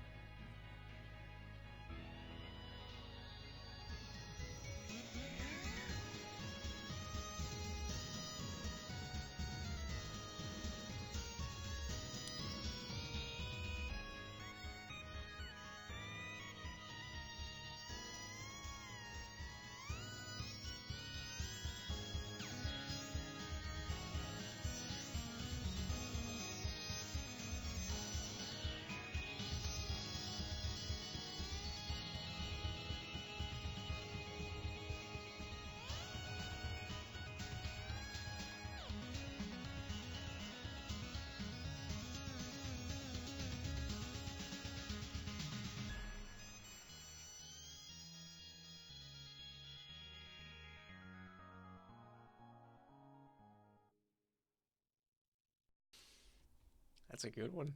I love it. Rose, alchemize a whole bunch of cool stuff. We go from all the serious shit just to start doing stuff. Oh, man. It's the week after Christmas. Shit. Let's be Santa. Fuck. Shit, let's be Santa. Fuck. Come on. Sigh. Fuck. Who would even make these conch suck boots anyway? Wow, immigrants. Bimp. Oh, boy, howdy. And the night before Christmas, and all through the house, not a creature. Oh, man. Combine hub and laptop. You make the hub top. That one was pretty obvious. Combine bronze vacuum and umbrella. Bronze vacuum umbrella. You make the bronze vacuum umbrella. Useless. But you're still getting warmed up. Combine salamander and eldritch plush. You make a huggable soft salamander plush. You award it to the viceroy on account of good behavior. Combine ink bottle and gushers. Bodacious black liquid sorrow gushers. You make a box of bodacious black liquid sorrow gushers. Another Crocker nightmare rears its ugly head. The ink reverses the healing properties of the blue phlegm. These are pure poison. Combine hubtop and hairband. You make a scouter. You make the hubtop band, a convenient hands-free computing device. Combine magnetic W and a bottle of vodka. You make a bottle of magnetic vodka. In addition to having high alcohol content, the liquid inside appears to have magnetic properties. You guess this could be useful? Combine wizard statue and ball of yarn. You make a ball of silken wizard beard yarn with magical properties. It has magical properties because it is made of a wizard. Maybe you can make something with magical properties that's more useful than this. Combine wizard statue and knitting needles. You make a pair of needle wands. They crackle with magic energies. It is time to make something cool to wear. Combine knittings and velvet pillow and squiddle shirt. You make a stylish velvet squiddle knit dress. Combine needle wands and grimoire. You make the thorns of Oglagoth. The needles seem to shiver with the dark desires of the Deep One, and any sane adventurer would cast these instruments of the occult into the furthest ring and forget they ever existed. But not Rose. A grieve encroaching malefactors. Oh, it's so good. Welcome to the party, motherfuckers. Oh, I love it. Jade, build. You take advantage of Dave's nap to make some architectural headway on this building. You're really proud of your floor plan. It is So cool. Speaking of naps, you've been asleep for some time yourself. You suppose you'd better wake up soon. But then your neighbor in the other tower is supposed to be waking up soon too, and it sure would be a shame if you weren't around to greet him. Dave, wake up and jam. And by jam, you mean alchemize, of course. Well, your house is huge suddenly. Anyway, let's get this party started. Combine sunglasses and iPhone. You make a pair of eye shades. This one was really obvious because Future Dave had a pair, but he took them with him when he prototyped himself. But now you have a pair too, so that's cool. Combine timetables and computer. You make the turn top. Convenient computing on the go. Sort of like you have with your eye shades, but with all your important files and apps on there. Not to mention Sburb. Plus, maybe it has some weird time powers? You have no idea. You'll mess with it later. Combine puppet tucks and plus smuppet. You upgrade the puppet tucks Future Dave made. He probably made it by combining one of your bro's badass marionette suits with your shirt and scaling it up to fit. That's how you would have made it anyway. You add a smuppet to the mix to make a softer and more stylish red plush puppet tux. It is like walking around in snuggly pajamas. Action pajamas. Combine broken Khaled scratch and ruby contraband. You combine a couple more items you got from Future Dave's loot stash. The broken form of Khaled scratch and some ruby contraband, whatever the hell that is. The resulting item costs a fortune. You have no idea what it is. Preview item with holopad. Broken scarlet rivetar. You momentarily reconfigure your alchemeter upgrades to make use of the holopad extension. You pop the card in the slot and check it out. The combination would produce the broken scarlet rivetar. Combine whole Khaled scratch and ruby contraband. Out of curiosity, you try it again with a whole sword. You dial back Khaled Scratch turntable, rewinding the sword to a point in its history before it was broken. You then combine it with the red froggy thing to show the complete Scarlet Rivetar. But there's no way you can afford to make that yet. It costs even more now. Well, yeah, it's a full sword. Maybe you'll stick to combining items around your house for now, rather than stuff from your future Siladex. It'll be less confusing that way, and probably less expensive. Combine shitty sword and Hella Jeff drawing. The sword! Hell yeah! There it is! You use one of your bro's really shitty swords from the fridge and a printout of Hella Jeff to make a sword. This thing is so unspeakably shitty, you are having a hard time even holding it. Come on! Combine Snoop Dogg photo and mini AC and Khaled scratch. You make the Snoop Dogg snow cone machete. When foes drop it like it's hot, just turn up the blizzizzle nozzle so they chislax for rizzle. That was difficult for me to say. Combine skateboard and helijeff drawing. You make Unreal Air. There it goes. I love that it's just a shitty, like, JPEG. And there it goes. It is ridiculous what kind of air this thing is getting. Dude, come get the ruler. Check this out. Yeah, it's not coming back. Make another one. You just make another one. You quickly stash it in a card so it can't escape from above. Combine Gambro magazine and timetables. You turn back the clock and make a vintage Game Bro. You think you remember this one from your bro's stash. It's a classic. Combine Batarang and Midnight Crew poster. The pseudorangs. You make a whole pile of pseudorangs because they're really cool and pretty cheap. Yeah, fair. Combine plush puppet tucks and Midnight Crew poster. You make 4 aces suited. 4 aces suited. You aren't really sure which one you like better. The red one is softer while the black one is sort of stiff and starchy. Anyone wearing this suit is all business. Maybe you'll switch it up as your move dictates. Combine plush puppet tucks and felt poster. This would make the felt duds if you had some of whatever that green grist is. Combine Smuppet and felt poster. Oh no. You make a jutting out and impudent felt plush. You do an acrobatic fucking pirouette off the handle into his heart, and he into yours. Combine Dead Things in amber and Smuppet. You make a foam mutant Smuppet encased in amber. Now we're getting somewhere. Combine Dead Things in amber and Smuppet. For the sake of science, you uncombine them and instead of and combine them. You make an amber mutant Smuppet abomination. So cool. Now this is how you make shit work. Egbert and the Lawn should be taking notes. Combine Fetus in a jar and Mr. T Puppet. Dave's alchemizing feels like trying to articulate waiting for Godot. You know what? That's a fair point, actually. It really just feels like a madman just doing what he wants. You make the foam fetal Mr. T in a jar. Another backbreaking victory for science. What you do with all this cool shit? You're looking pretty chill with your new freak show entourage. The otherlings all look kind of off-put by it, though. Put off by it. I can't fucking read. You're kind of weirding them out. Combine camera and Capturlog card. Capturoid camera. You make the Capturoid camera. You can use it to snap a ghost image of any object without Capturlogging it. Spits it out on a brand new Capturlog card every time. Could be a useful way to take a large inventory of anything you encounter without cluttering up your Silodex. Also for grabbing codes for stuff you can't ordinarily pick up. Take photo of self. I love his face. You take one of your patented ironic cool guy self-portraits. Man, so cool. That's really all there's to say on the matter. Combine fetus in a jar and self-portrait photo. That would apparently make Dave's brain in a jar. Gross. It costs a king's ransom, though, because of course the organ is virtually inimitable. It doesn't stop you from capturoiding its hologram, though. 1 billion of something. Of question marks. Capturoid the hologram of your own brain. Okay, that's probably the weirdest thing you've ever done, but okay. Combine brain and SBAH drawing and Capturoid camera. You make the SBAHJifier. Finally, something useful. It costs you negative 1,000 units of artifact grist. Try it out. Bro, where'd you go? I was going to show you my chops. Aw, dude, are those wings? Time to fly up away to the sun, you fucking piece of garbage. Okay. The only thing that's left to really do is watch that asshole fall. Looks like it automatically prints out an SBHJ comic in some way related to whatever you take a picture of. This should save you a lot of time, specifically the 5 minutes it takes you to draw a comic. You're a busy guy.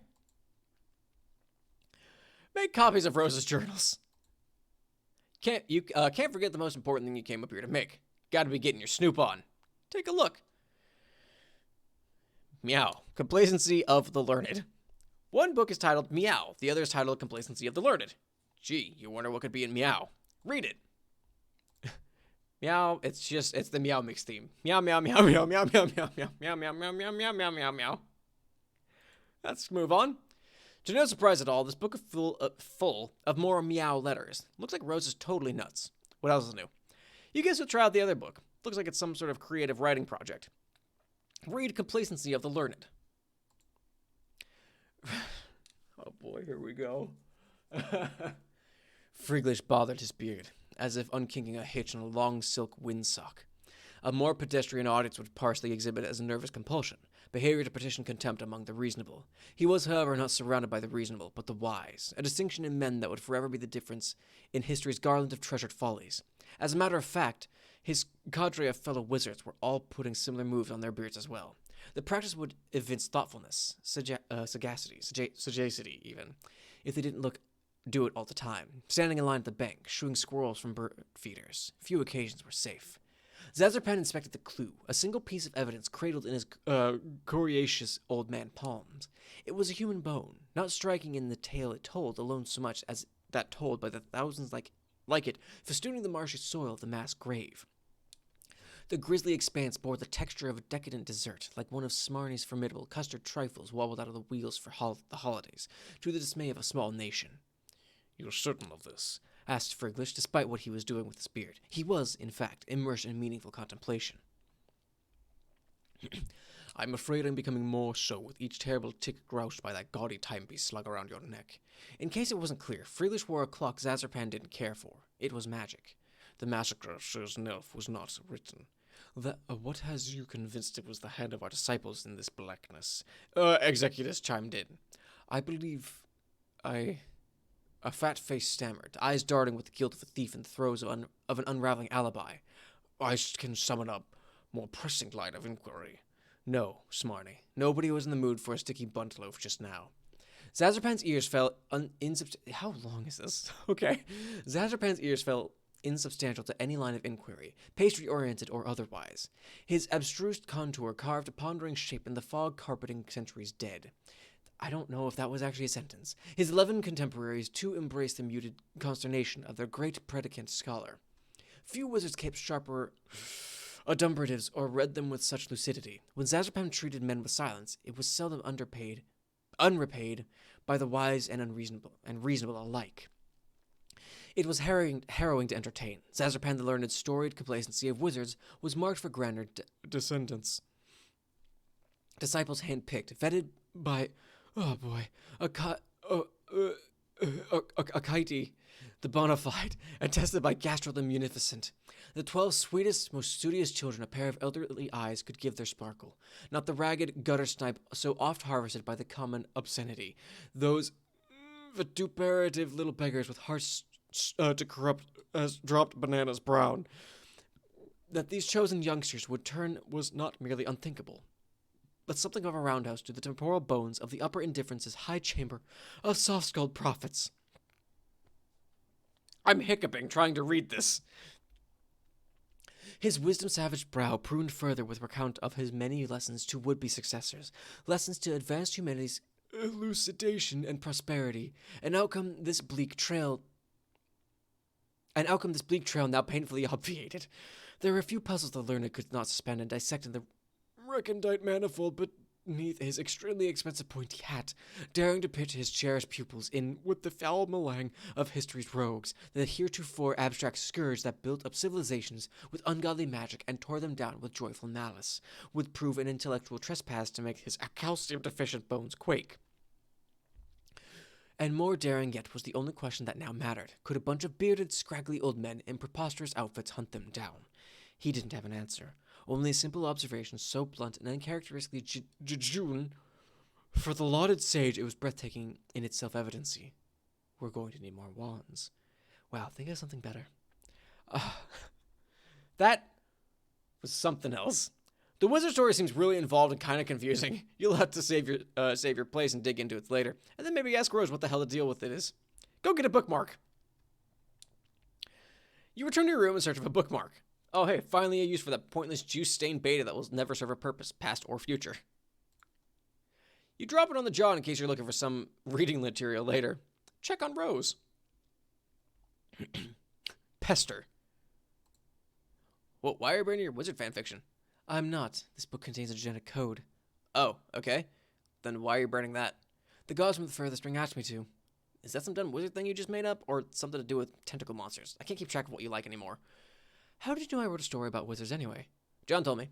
He was all snooping around your room while you were asleep. And I was like, no, man, don't. So not cool.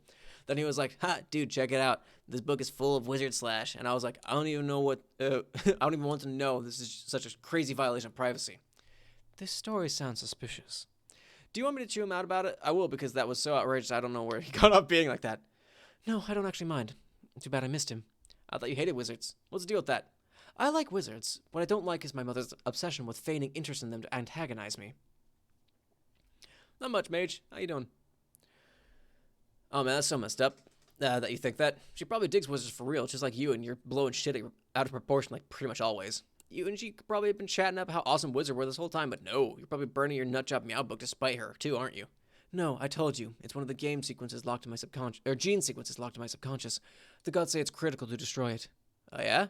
I thought that was a joke. When did they say that? When I was asleep. You mean we were dancing and stuff in our dreams?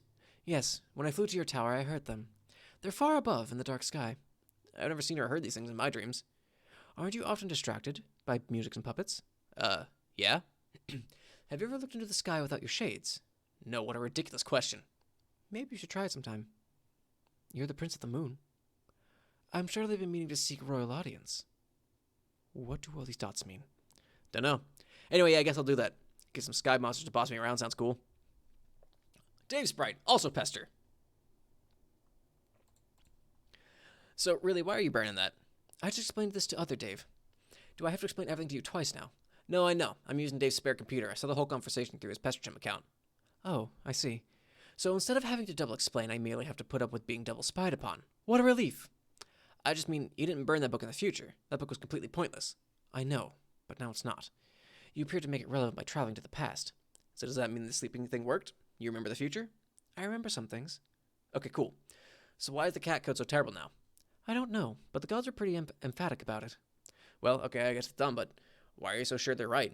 Have you ever known them to be wrong? I guess not, but they sort of freak me out. I mean, listening to gross space mutants all day isn't my idea of an awesome time, especially the ones like that sing. Oh, God. Is that why you always kept the music turned up? No, I flip out to ill jams because they kick ass, obviously. I guess we'll chalk another riddle up in the solved column. Yeah, case the fuck closed. Are you talking to future me? Yes. Okay, I'm out of the loop again. Between you taking orders from Dream Beast and Birdwing me with, like, future secrets, I'm doing some sort of spectacular fucking jackknife off the loop and getting a wink and a nod from Barack Obama. I'm coming upstairs. Okay. Droog? Dave, chill with Dave Sprite. So it's pretty funny how I made a copy of Rose's evil book right before she burned it, and how she doesn't know about it. I know, it's crazy what kind of foresight this guy has. I'm telling you, coincidences like that are unreal. They don't even happen, most of the time. The best thing about how I did that is how it in no way will ever come back to bite us in the ass, ever. Dude, our shit is safe. So safe. Gonna sleep pretty sound tonight with that big fucking payload of safety you just dropped on us. Gonna be all hugging my pillow and shit, grinning like a goddamn bear full of honey. Safer than Flintstone vitamins in a bottle. Keep twisting Junior, all you'll get is clicks. Asshole thinks it's candy. Doesn't even know he just stepped on a security rig and got a face full of fucking safety. Yeah. Anyway, I'll go back down and burn that book. Alright. Go back in time and stop the thief. It looks like you already tried that. Whoever took those books was a pretty cold-blooded dude. You figure you'll cool it on time travel for a while. Don't want to see the Dave corpses start to pile up. Especially if one of them winds up being you. Throw yourself out the window. You dish the body before Jade sees it. That'd probably freak her out. Press a button on the control panel. You push one of the nearby buttons. It activates the upper right monitor. The view is locked onto a particular location on Earth at a particular date and time. Whoever was in the lab appears to have recently calibrated this device. Examine monitor. The monitor displays a town on the west coast of the United States. It appears to be your old neighborhood. But there is a factory there you do not recognize. The date is September 1st, 1995, a few months before you were born. Face Full of Safety is a great name for a PSA band. Oh man, it's like those shitty bands that schools always want to have, like, roll in. Yeah, let's talk about safety. And it's like kind of grunge, but like baby grunge. Anyway, I had to get some water. Let's get back into this. An old woman is escorted by her son on a lovely day. A target has been locked over the gentleman's mother. A meteor overhead looms unnoticed. Crocker. They witness the destruction of the facility, collateral damage to a corporation owned by a renowned billionaire explorer. A mystery begins. Press blue button. You create a paradox ghost imprint of the woman you recognize to be your grandmother. The ghost sludge is sucked into a glass tube. John, switch 4. You switch to a monitor displaying a view of a remote island in the Pacific on December 3rd, 1995. Zoom in. Enhance. He named it Jade. A renowned billionaire explorer approaches on his yacht. An old factory lost 2 days prior, but a new shipmate gained. Together, they settle the island and plunder its secrets. Jade had the knitted rabbit. A meteor overhead streaks unnoticed, headed toward an unreasonably warm city in the central United States. Press blue button. You create a paradox ghost imprint of the man you spotted in the woods with your book. The ghost sludge is collected. Switch 3. You switch to a view of an unseasonably warm city in the central United States on December 4th, 1995. Zoom in. An outrageously awesome dude stands before a crater where his favorite record shop stood 1 day prior. He is prepared for the occasion with a small pair of outrageously awesome shades. A meteor overhead races unnoticed, headed to a lake near a laboratory on the east coast of the United States. No aquatic life would survive. Press blue button. You create a paradox ghost imprint of the outrageously awesome dude. The sludge is allocated to one of another pair of tubes. Switch 2. You switch again to a view of your neighborhood on April 13th, 1996. It is the day of your birth. There is more real estate you do not recognize near the recently devastated baked goods facility. It is a shopping mall you have never seen before. Zoom in. Prankster's Gambit. Oh, interesting. Mom alone is on the West Coast, huh? A professional lady and new mother has traveled from the opposite coast at the behest of a famous and wealthy scientist to study one of numerous recent celestial anomalies while he is on expedition. She notices a meteor overhead, on collision course with a quaint family joke shop. A distinguished gentleman notices the lady and comes outside to greet her. Oblivious to the threat above, the gentleman's mother remains inside, busying herself with a tall bookshelf, a ladder, and a rather hefty unabridged joke book. Sassacre. An old mother lost today, but a new son gained. Sniff. The gentleman discovers a clue. A powerful nose detects perfume. The lady has fled. The mystery deepens. But the monitor has not lost track of the lady. Press blue button. You create a paradox ghost imprint of the professional lady. The sludge fills the final tube. Once all the tubes are filled, an automated sequence begins to execute. There they are. Gotta go have fun. Have a good one, Tiny. Angry Puppy. Gotta join us. Have a good one. 4 young Paradox clones are created. Wow. There they are. Roxy, Jake, Jane, and Dirk. I forgot Jane's name. How the hell did I forget Jane's name? There's one more button to push. Ectobiology sure does involve a lot of button pushing. At least it does when you're a junior ectobiologist. Your loyal assistant, Dr. Meowgun, is all over this one. One pair of tubes empties the sludge into the chamber below. The other pair does as well. Another sequence is activated. And there are the babies. There they are. I still have a computer. Like, my old laptop still has a printout of Baby Dave attached to it. John, scale echelon. Ectobiology babysitter. You storm up your echelon to claim the coveted, if difficult to pronounce rung, Ectobiology babysitter. Your ladder is absolutely hemorrhaging the boon dollars. Just what your pork hollow's fat ass needs. You surpass 1 million boon dollars and trade them all in for a single whopping boon buck. This is of course going directly into the college fund for these youngsters. Sure is heavy. Into the hollow it goes. The fucking face. Navigating the veil nearby.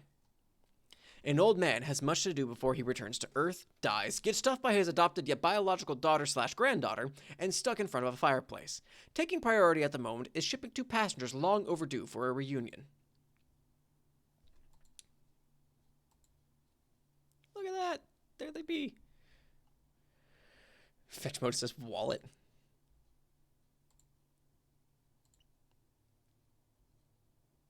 CG. Troll John. I love this art. See, this is the case in point. What point? The point I was just making about the ultimate riddle, you blithering, feculent shithole. Okay, that's your cue to laugh at me or more, I guess, because you seem to really get off whenever I flame you. Humans are deranged. Oh man, I must be getting closer to the conversations where you're trolling me harder. This is pretty exciting. Can't wait to see what you've got up your sleeves. You see what I mean? Fuck you about that. Anyway, you were making a point about the ultimate riddle, dude. Yes, I was, and now I'm losing my train of thought, dipshit. Nope, we never talked about it. Yet. Oh, hell, that's right. Damn it, I guess this is going to be confusing.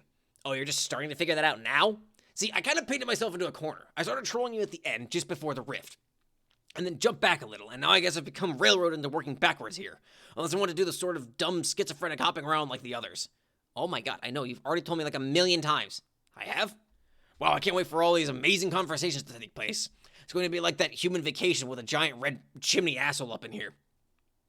You know, the one where a bunch of moany nooksuckers sing at a little pine tree, I think. Man, I've got to say, I'm a little disappointed by this masterful trolling you were bragging about. I was bragging? Why would I bother with that sort of pedantic human horseshit? Maybe you should consider that I was bragging to get your hopes up in the future, only let you down, and thus troll you masterfully in that respect. Maybe, but that'd be pretty weak too. Your brittle human calcium-based skull is what is weak, and if you and I were in the proximity of a blunt instrument, I wouldn't have much trouble proving it. Whatever. So what was the case in point you were making anyway? I was scrolling back and noticed you were in the Veil. Whoa, am I? Yeah, dum-dum. You're tumbling around a big goddamn meteor. You just created younger versions of yourselves and your guardians. Probably by mucking around with that thing like a doofus. Wait, these are baby versions of us? So clueless. What did you think you were doing there anyway? Well, I saw the footage of my Nana and some other people who I'm pretty sure were Jade's grandpa and Rose's mom and stuff from a long time ago. And then there were all these little guys scurrying around. So they're like cloned copies of us? No, they are literally you and your guardians. Paradox clones. Huh? What do you mean they're literally us? Do they go back in time? Yeah, obviously. Great guess, brain hero. But technically they aren't even sent back in time because with respect to the medium, your universe's timeline is meaningless. Seriously, why would it give it crap about Earth's past or future, whatever? From its perspective, it's just a bunch of points to choose from. Just like your chronology is from our perspective. But I guess it's a bunch of semantics with respect to your personal chronology. Yeah, they go back in time. A paradox clone is by definition a correctly cloned duplicate that will inevitably go back in time and become the original target that was cloned. If it's a malformed clone, it's just a meaningless mutant that has no bearing on the stable loop continuum. I don't see any tentacles or extra eyeballs or warped bone bulges, so those gross little things are all you guys, waiting to go to Earth and grow up and become the insipid bunch of grub-fisted douchebags you all are now. And this was the point I was trying to make about the ultimate riddle. What is the riddle anyway? Maybe I can guess. I'm good at riddles. Haha, think again, ignoramus. It's not even that great, or even much of a riddle at all. In the course of your adventure, you will have encountered all these fragments of, like, weird poems and shit. You find them along your quests with clues and stuff buried in them and help you solve puzzles and move huge stone columns and make staircases appear and lots of nonsense like that.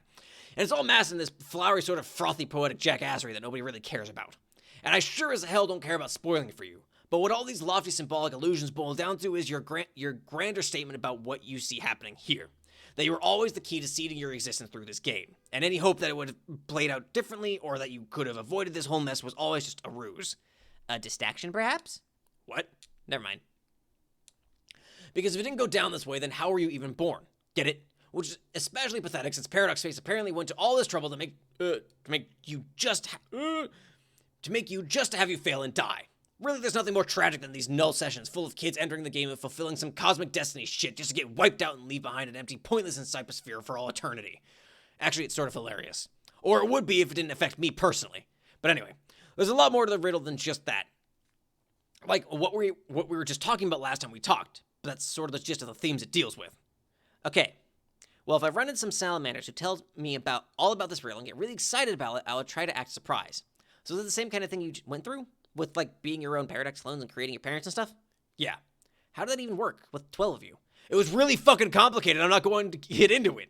Our family structures are already way more complicated than yours without even getting spooky time slime involved. Basically, we have nothing in common whatsoever. Except maybe this. I was the guy in your position to make all these clones, and frankly, it all kind of freaked me the hell out. Huh. Yeah, I guess now that you mention it, I am finding it all a little strange. Oh, only just now? Fuck, you were fast. I hope you got the mad boonbucks to pay off those speeding tickets.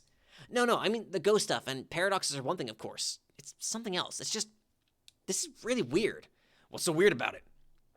Well, normally humans hatch from, like, these slimy pods. Then we wriggle out... This is where this came from. wriggle out as little pink larvae. Oh, really? Huh. Maybe we have more in common than I thought. Maybe those really are mutant clones and they aren't going back to seed your planet? Sure? Hell, I'm confused now. Not that I give a shit about you and your pointless, awful lives. Or not that I give a shit about you and your awful... But whatever. Yeah, hey, I have an idea. Why don't you get back to me in a few minutes? I mean, like, a few minutes from my time, not yours. All these little pink monkeys are getting way out of line and I have to tend to them. If you message me in a couple minutes, we can continue conversing in a sane, linear fashion for a change. Okay. And then after that, you can keep going backwards and then make fun of me riding my little red rocket. You can tell me I look like a silly little paradox clone fresh out of my slime tube, and this is all just a big nursery time recess jamboree. That would bear me good. Okay, that is pretty good. But I can't use it because you said it. And then later, i.e. right now, you would get the satisfaction of knowing you were the one to come up with that burn. See, you were dealing with a pro. You can't you can't out-troll me, so just forget about it and stop trying. 10 to little pink monkeys. They're scrambling all over the place. They appear to be preoccupied by some of the objects littered around the lab. At least it's keeping them busy. Aw. John, get trolled by CG again. Okay, it's a few minutes later. Look how sane and linear we are being. Yeah. Okay, awesome. Now fuck you and goodbye. Wait. What? I was looking at all these rascals, and I was wondering how they go back in time and become us and stuff. Does it have something to do with the reckoning? How do you know about that? Well, you told me. We had this great dare going to see who could be the least helpful and informative, and you totally lost, dude. You were hella helpful. I was obviously just spiting your stupid pointless human dare. What is a dare anyway? It's nothing. Someone says do something and then, oh, laugh. You lose if you don't do it. That isn't anything that deserves a word. We don't even have a word for dare in our language. The closest approximation would be worthless fucking bullshit, waste of time for silly little children. Oh, wow. Is that the title of a movie, too? Yes, it's the title of every dumb movie you ever liked. That isn't even true and doesn't make sense. Anyway, how could we have made a dare if I'm moving backwards on your timeline? You would dare me to do something, then I would do it next time, but then you wouldn't even remember the dare because we didn't make it yet. That's what isn't true and doesn't make sense, you damn bag of puke. Well, yeah, the dare never happened. I was joking around and made that up to give you a hard time. You have sounding stupid down to such a science. Where's your lab coat and test tubes, Dr. Brain Professor? I am wearing a lab coat. Sort of. You look like an elf. That's bullshit. You look like you should be blowing into a funny little shell and limbering up for a silly cookie dance. Do you even have elves? Yes, let's compare which fantasy creatures that don't exist we both do or don't not have. What a great fucking idea, John. What? You asked about the reckoning. So why don't we talk about that instead of all these pretty much terrible things? Okay. Yeah, so when the reckoning starts happening, all these paradox clones get shipped off to meteors, flung through sky and defense portals, and sent back to Earth. End of story, I guess. Bye. Wait, so that means we're all sort of like Superman? Yeah, I guess. Cool! You all trace the mythological footsteps of your beloved human Superman, who's really just a muscular Caucasian alien. It's hilarious how humans worship him as a pinnacle of human heroism and virtue, but he isn't even human. Actually, it's incredibly pathetic, but also in a way kind of admirable, because it means deep down you almost realize who your daddy is. We are bitches. Yeah, Superman is pretty cool, I guess. Did you know Nicolas Cage was almost going to play Superman one time? Oh, my throbbing lobe, fuck. Who gives a barfing fuck about that? John Egbert, you have assassinated my patience. Adios, loser. Wait! Get back to me in a couple minutes, okay? Fine. Facepalm type 2 combo. AR, shred. You are ripping up so many hellacious shreds. This fierce shitty biz nasty is getting so deliriously rude, brazen it. Okay, you lost the handle on that sentence. Oh my god, is that what you think it is? This thing is so completely illegal. How could this atrocity be floating out here unnoticed all this time? You're going to throw whoever's responsible into the slammer. You always call the jail the slammer when you get extra angry at crimes. Go in. This is a large elevator platform. There is a large elevator platform ahead. Go down. Going down, down, down to Mephisto's Cafe. Below there is a dark, cavernous room. Near the platform is a time capsule. It has deployed a seed and waits for something to be deposited and for the clock to be set. It is all harmless enough. Still no sign of any perpetrators. Search premises. Deeper into the darkness of the room, there is some complicated lab equipment. Again, nothing particularly unusual for this jurisdiction. Examine equipment. There is a large monitor. Displayed on it is a small human girl in a fancy house. That is April 21st, 1910. 8 days prior, the orphan girl was taken in by an aristocratic southern colonel and legendary humorist. He recovered the young lady from a crater where a bakery once stood, operated by the man's wife, a notable baked goods baroness. There is an explosion in the colonel's backyard. Land sakes alive, we are cooking with petrol now. The colonel and his new granddaughter investigate. The impact site is where a doghouse stood moments ago. It was the magnificent abode of the man's beloved pet, Haley. He takes a belt from the old julep flask. He'd sooner perish himself than lose that dear animal. People would think reports of the man's death were greatly exaggerated, but they weren't. This is exactly why babies should not be allowed to dual-wield flintlock pistols. An old colonel lost, but a new brother gained. Aha! There's Haley. The youngsters adore their new guardian. Good dog, best friend. The young boy has difficulty pronouncing the name, though. Sounds more like Harley when he says it. Fast forward. Now it's all time fuckery. 13 years later, the boy develops a taste for adventure. He and his guardian bid farewell. His sister is sad. She will be left all alone with the wicked pastry baroness. She can handle it, he tells her. He believes in her. This all seems pointless to you and immaterial to the crimes that has been committed, though you do find it odd that the purifier target has been fixed over that especially stupid-looking animal. You hear the elevator platform. Someone is coming. It is a higher-ranking agent from your kingdom. Could he be the man behind this crime?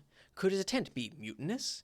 You know the agent to be far too dangerous to take into custody. You hide behind some equipment and observe. He appears to be holding some notebooks, also what appears to be a pair of juice-stained envelopes. Only one of the books is useful to him. The envelopes are useless. Oh boy, only one of the books is useful to him. The envelopes are useless, and he couldn't make it through more than a paragraph of the other book. Some weird thing about wizards. He discards them. The spare notebook lands on the floor. The envelopes land in the seed. The time capsule stores the seed, and on account of some default setting, is programmed to bloom several 100 million years from now. The capsule then readies a new seed. The agent approaches another device near the large monitor. John, get trolled by CG in sane and linear manner. Okay, I got back to you. Are you happy? Sure, I guess.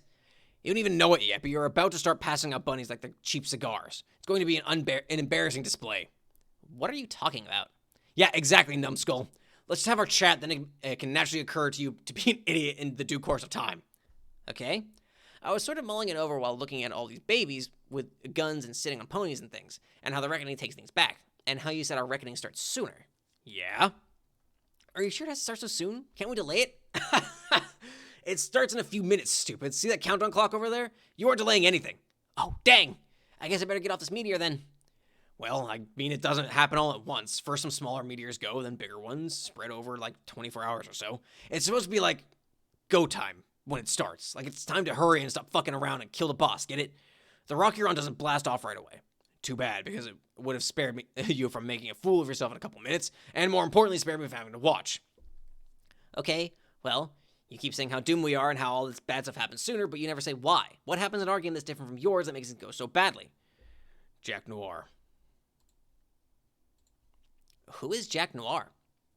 An agent of Durst, who flipped out and rose to power. He killed your Black Queen and King, and now he's in charge. So you didn't have him in your game? No, we did, but he was harmless. Actually, he was an ally.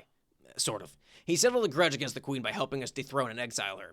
And then he wound up exiled himself and sort of kept helping us through a command terminal on our old planet. He's kind of a huge asshole, though. But because he took the Queen out of the picture, when we got to Skya, we only had one monarch to deal with instead of two. Of course, it was a nasty giant 12 times prototype Black King that took forever to kill, just barely in time before the biggest meteors came, but still. I see. So after he got exiled and all that, he came here into our game and caused all this trouble? No, God, Egbert, you are thicker than that hideous joke book you waddle around with. Try to think more abstractly. Think about video games. What's an Earth game you like to play? Name one. Crash Bandicoot? Okay, I don't know what that is, but I have a feeling it's a really lame example, but that's fine. It's not the point. So let's say you play your Bandicoot and I play my Bandicoot. They are essentially the same Bandicoot, same appearance and design and behaviors, but they are still completely separate Bandicoots on separate screens. So we both have our own ass Bandicoots ourselves, the same but different. Our Jacks are the same but different too. Same guy, different circumstances and outcomes. Our Jack trumped the Queen, but got no further. Your jack got the best of both of them and is now something higher than a queen or a king. Like an ace? Sure, okay. Okay, I think I get it. But how did he do that? What was different about what we did versus what you did? Frankly, I have no idea what the original thing that tipped the scale was. It is under investigation, but it doesn't really matter. The worst is yet to come. For you. Oh no, what is the worst thing? I already told you. Damn it. Oh, hey, sorry, hold on. This little lady is bugging me about something. Yeah, you might as well get it over with and give her the lousy rabbit already. Oh! Oh man, I just had the best idea. This is so perfect. A blonde mother and daughter together. This is totally perfect. Perfect for what? Flexing your formidable mental handicap like a fucking heavyweight for the next several minutes? Oh wait, let me check. The answer is yes. It's like that scene in Con Air. I will give her the bunny like I'm Nick Cage fresh out of the slammer. Fuck. I wish I had a filthy white beer on. Oh well. Just... John, reunite with your loving wife and daughter.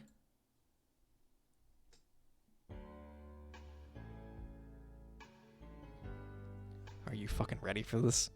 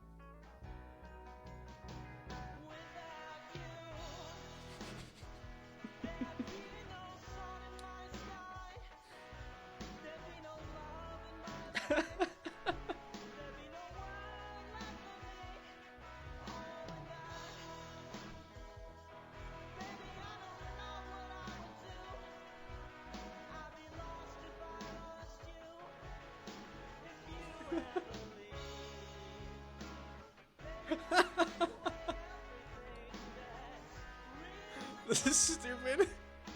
Yeah, right.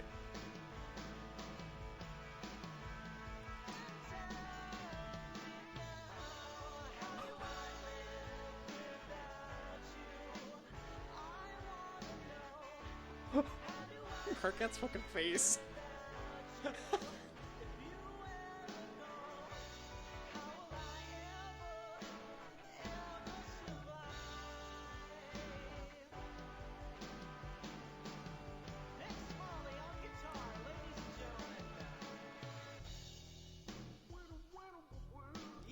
Fucking hell. Ah, that's fine, Mage. I appreciate the gesture. Thank you.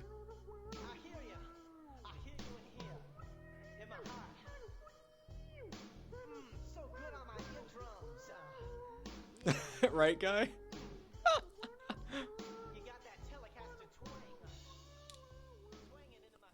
Oh.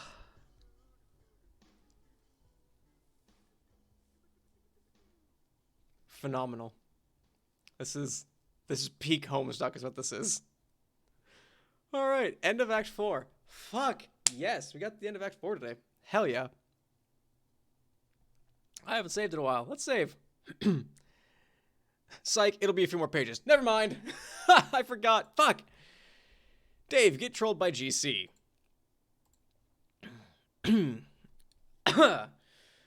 Dave, what's it smell like? What? Your blood. Oh boy, howdy. Now my voice, I'm having a voice Carcat. Your blood? Fuck off. Dave, give it a little taste for me. Tell me what human blood tastes like. I've been so curious. You're the annoying blind one, aren't you? Yeah? Dave told me about you. God, too many days. Like this big asshole and cool guy party, but someone forgot to invite all the cool guys. Man, I'm telling you, burns like that are unreal. Where do you even get a burn that's that sick?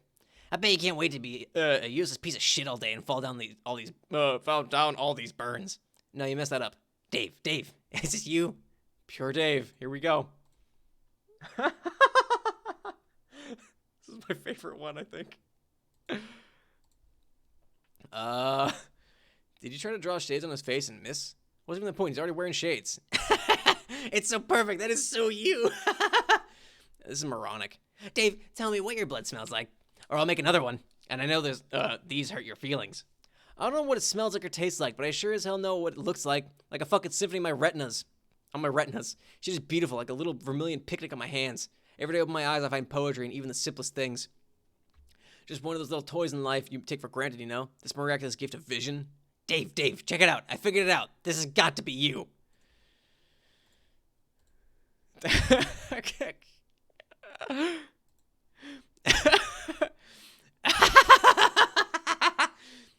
I could give myself a hernia trying to be as big a douche as that guy. I could try, but it'd wind up like a motorcycle stunt gone horribly wrong. My broken body would flop and tumble around like a rag doll. Oh God, I can't breathe. And yet, as much as that guy's the tooliest dude I could ever hope to meet, he and I would still get along famously, because we can both see. Just him and me, having a sea party, like a couple of eagle-eyed bros peeping shit up into the wee hours. Dave, can I come see your party?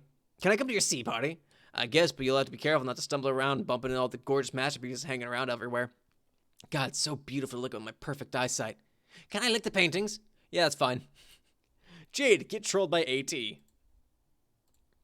Adios, Toreador, begin trolling Garden Gnostic. Jade, hi. Is your robot nearby? Where you can type because you are asleep?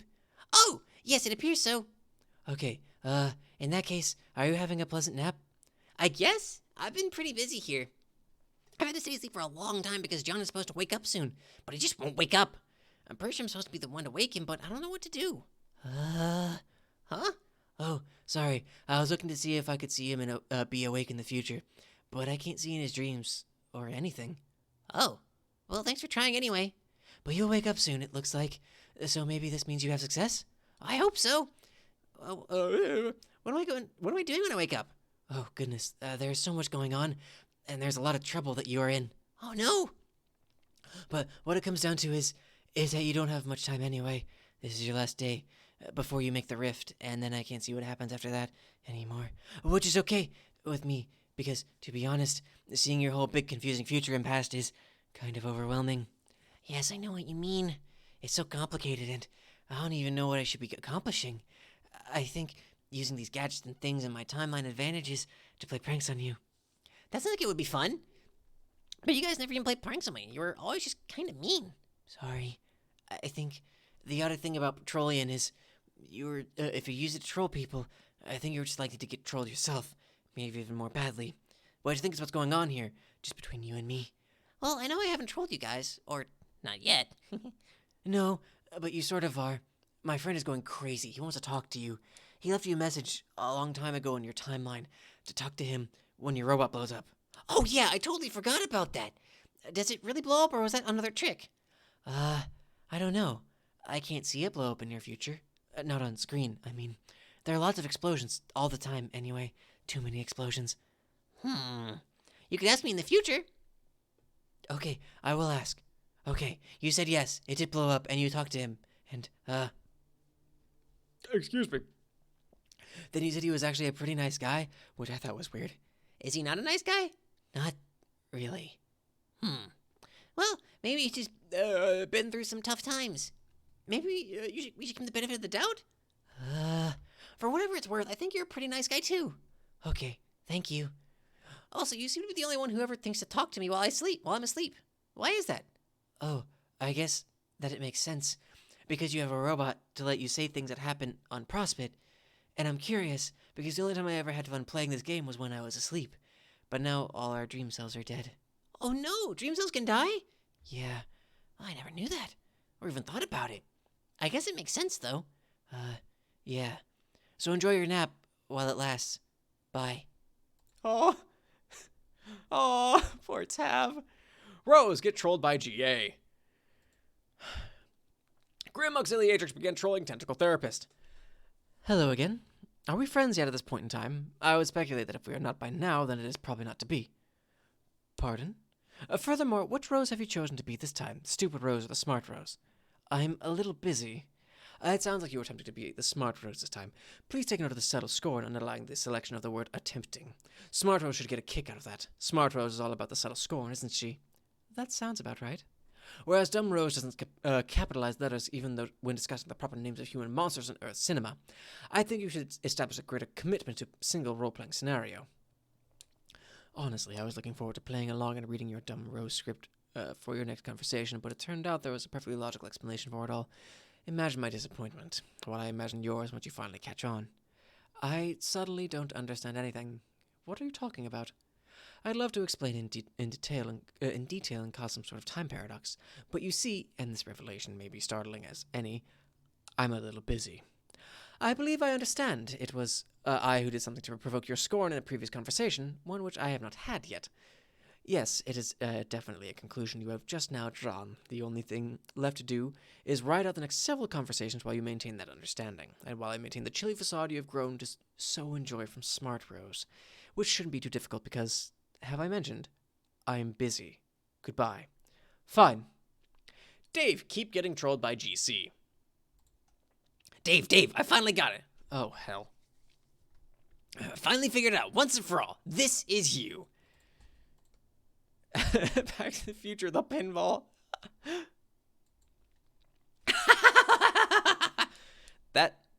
Okay, that's pretty amazing.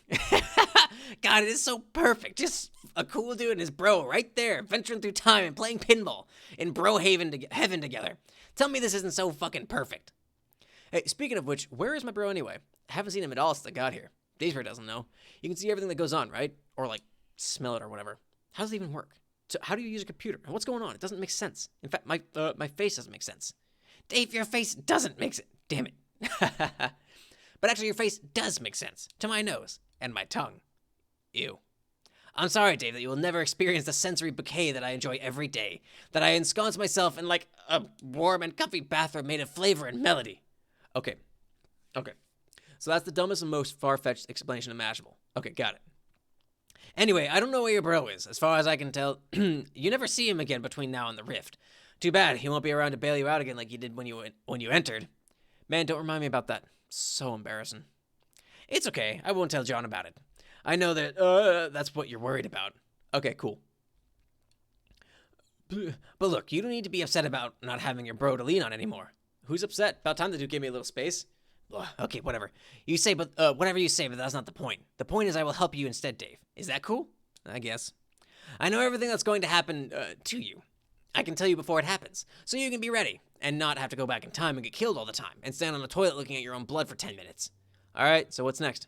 First, you go through the gate, and when you go through, you will go to another place in your wild cherry lava land, and you will quickly meet some friendly crocodiles. They will try to eat you, but that is just their way of being friendly. You shouldn't be scared. Why'd I be scared? Dave, please, you are crying like a little boy. It is happening right here in front of my nose. Your tears taste delicious. Kind of like something you wouldn't know about. A troll delicacy called cotton candy. We have cotton candy, dump ass. Descend.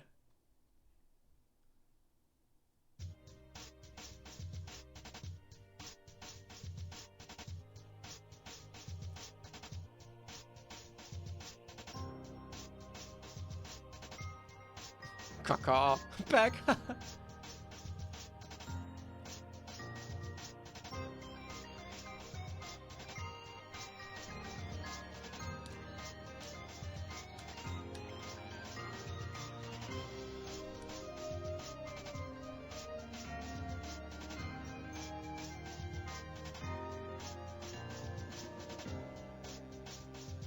Hell yeah.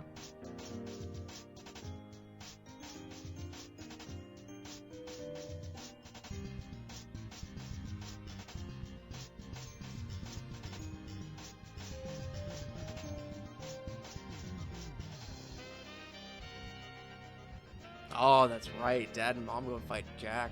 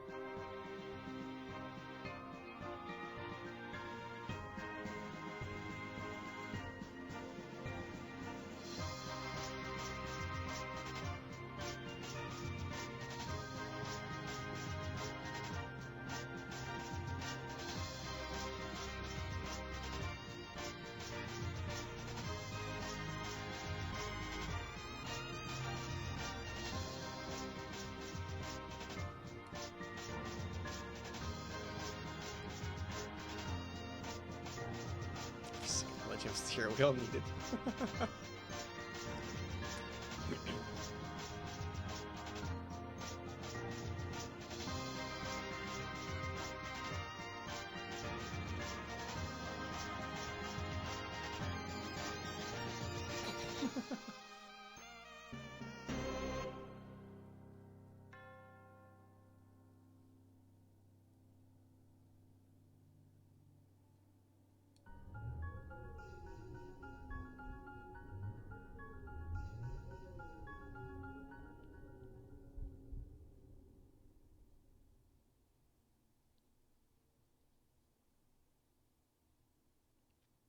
Day 413. Son of a bitch.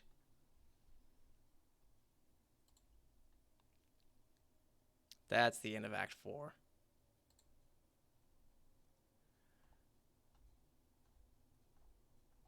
Do this last one. Call it a stream there. Rose, egress. This is my final entry. My co-players and I have made every earnest attempt with occasional relapse to play this game the right way. I have been meticulous in documenting the process to help our peers and successors through trials through we fail. In my hubris, I believe these classes were relegated to the earthbound, but in even this quaint supposition, I was in error. Our otherworldly antagonists have assured us of our inevitable failure repeatedly, while the gods whisper corroboration in my sleep. I believe them now. I just blew up my first gate. I'm not sure why I did it, really. I'm not playing by the rules anymore. I will fly around this candy coat of rock and comb the white sand until I find answers. No one can tell me our fate can't be prepared. We've come too far. I jumped out of the way of a burning fucking tree, for God's sake. I have used a spell to rip this walkthrough from Earth's decaying network, and sealed it in one of the servers floating in the furthest ring. The gods may disperse the signal throughout the cosmos as they wish. Perhaps it will be of use to past or future species who, like us, have been ensnared by Sky's malevolent tendrils. In case it wasn't clear, magic is real. Pardon my egress. You're on your own now. Look at that. Hours in the future. I'm going to save it there, and we're going to call it there. Didn't quite make it to 2000. That's okay. Hell yeah. Got through Act 4, though. Well, thanks for joining me, guys, as I continue my read-through of this. Thanks for hanging out. Thanks for listening. Thanks for stopping by today. And if you're watching this on YouTube, thanks for watching. If you liked it, make sure you click the like button. And if you did, make sure you subscribe. Follow my Twitch channel also. I stream Homestuck every Sunday at 2 p.m. Eastern Time. I have new videos every Monday, Wednesday, and Friday at 1 p.m. Eastern Time. Mondays and Wednesdays are VODs. But, yeah, subscribe. Keep up with my stuff. Comment. Let me know what you guys think about this. This got me emotional. It's a lot, especially, like, once you get to this like, once you get this deep, it's deep. We're not even a quarter of the way through yet, but this is where it starts going. But yeah, comment, share it with your friends, show them Homestuck. If they never wanted to read Homestuck, let me read them. Let me read it for them. You know, get them into Homestuck. But anyway, thanks for hanging out. Bye, Rice. Thanks to everybody in the chat. Thanks to everybody who watched, and I hope to see you next time. Later, everybody.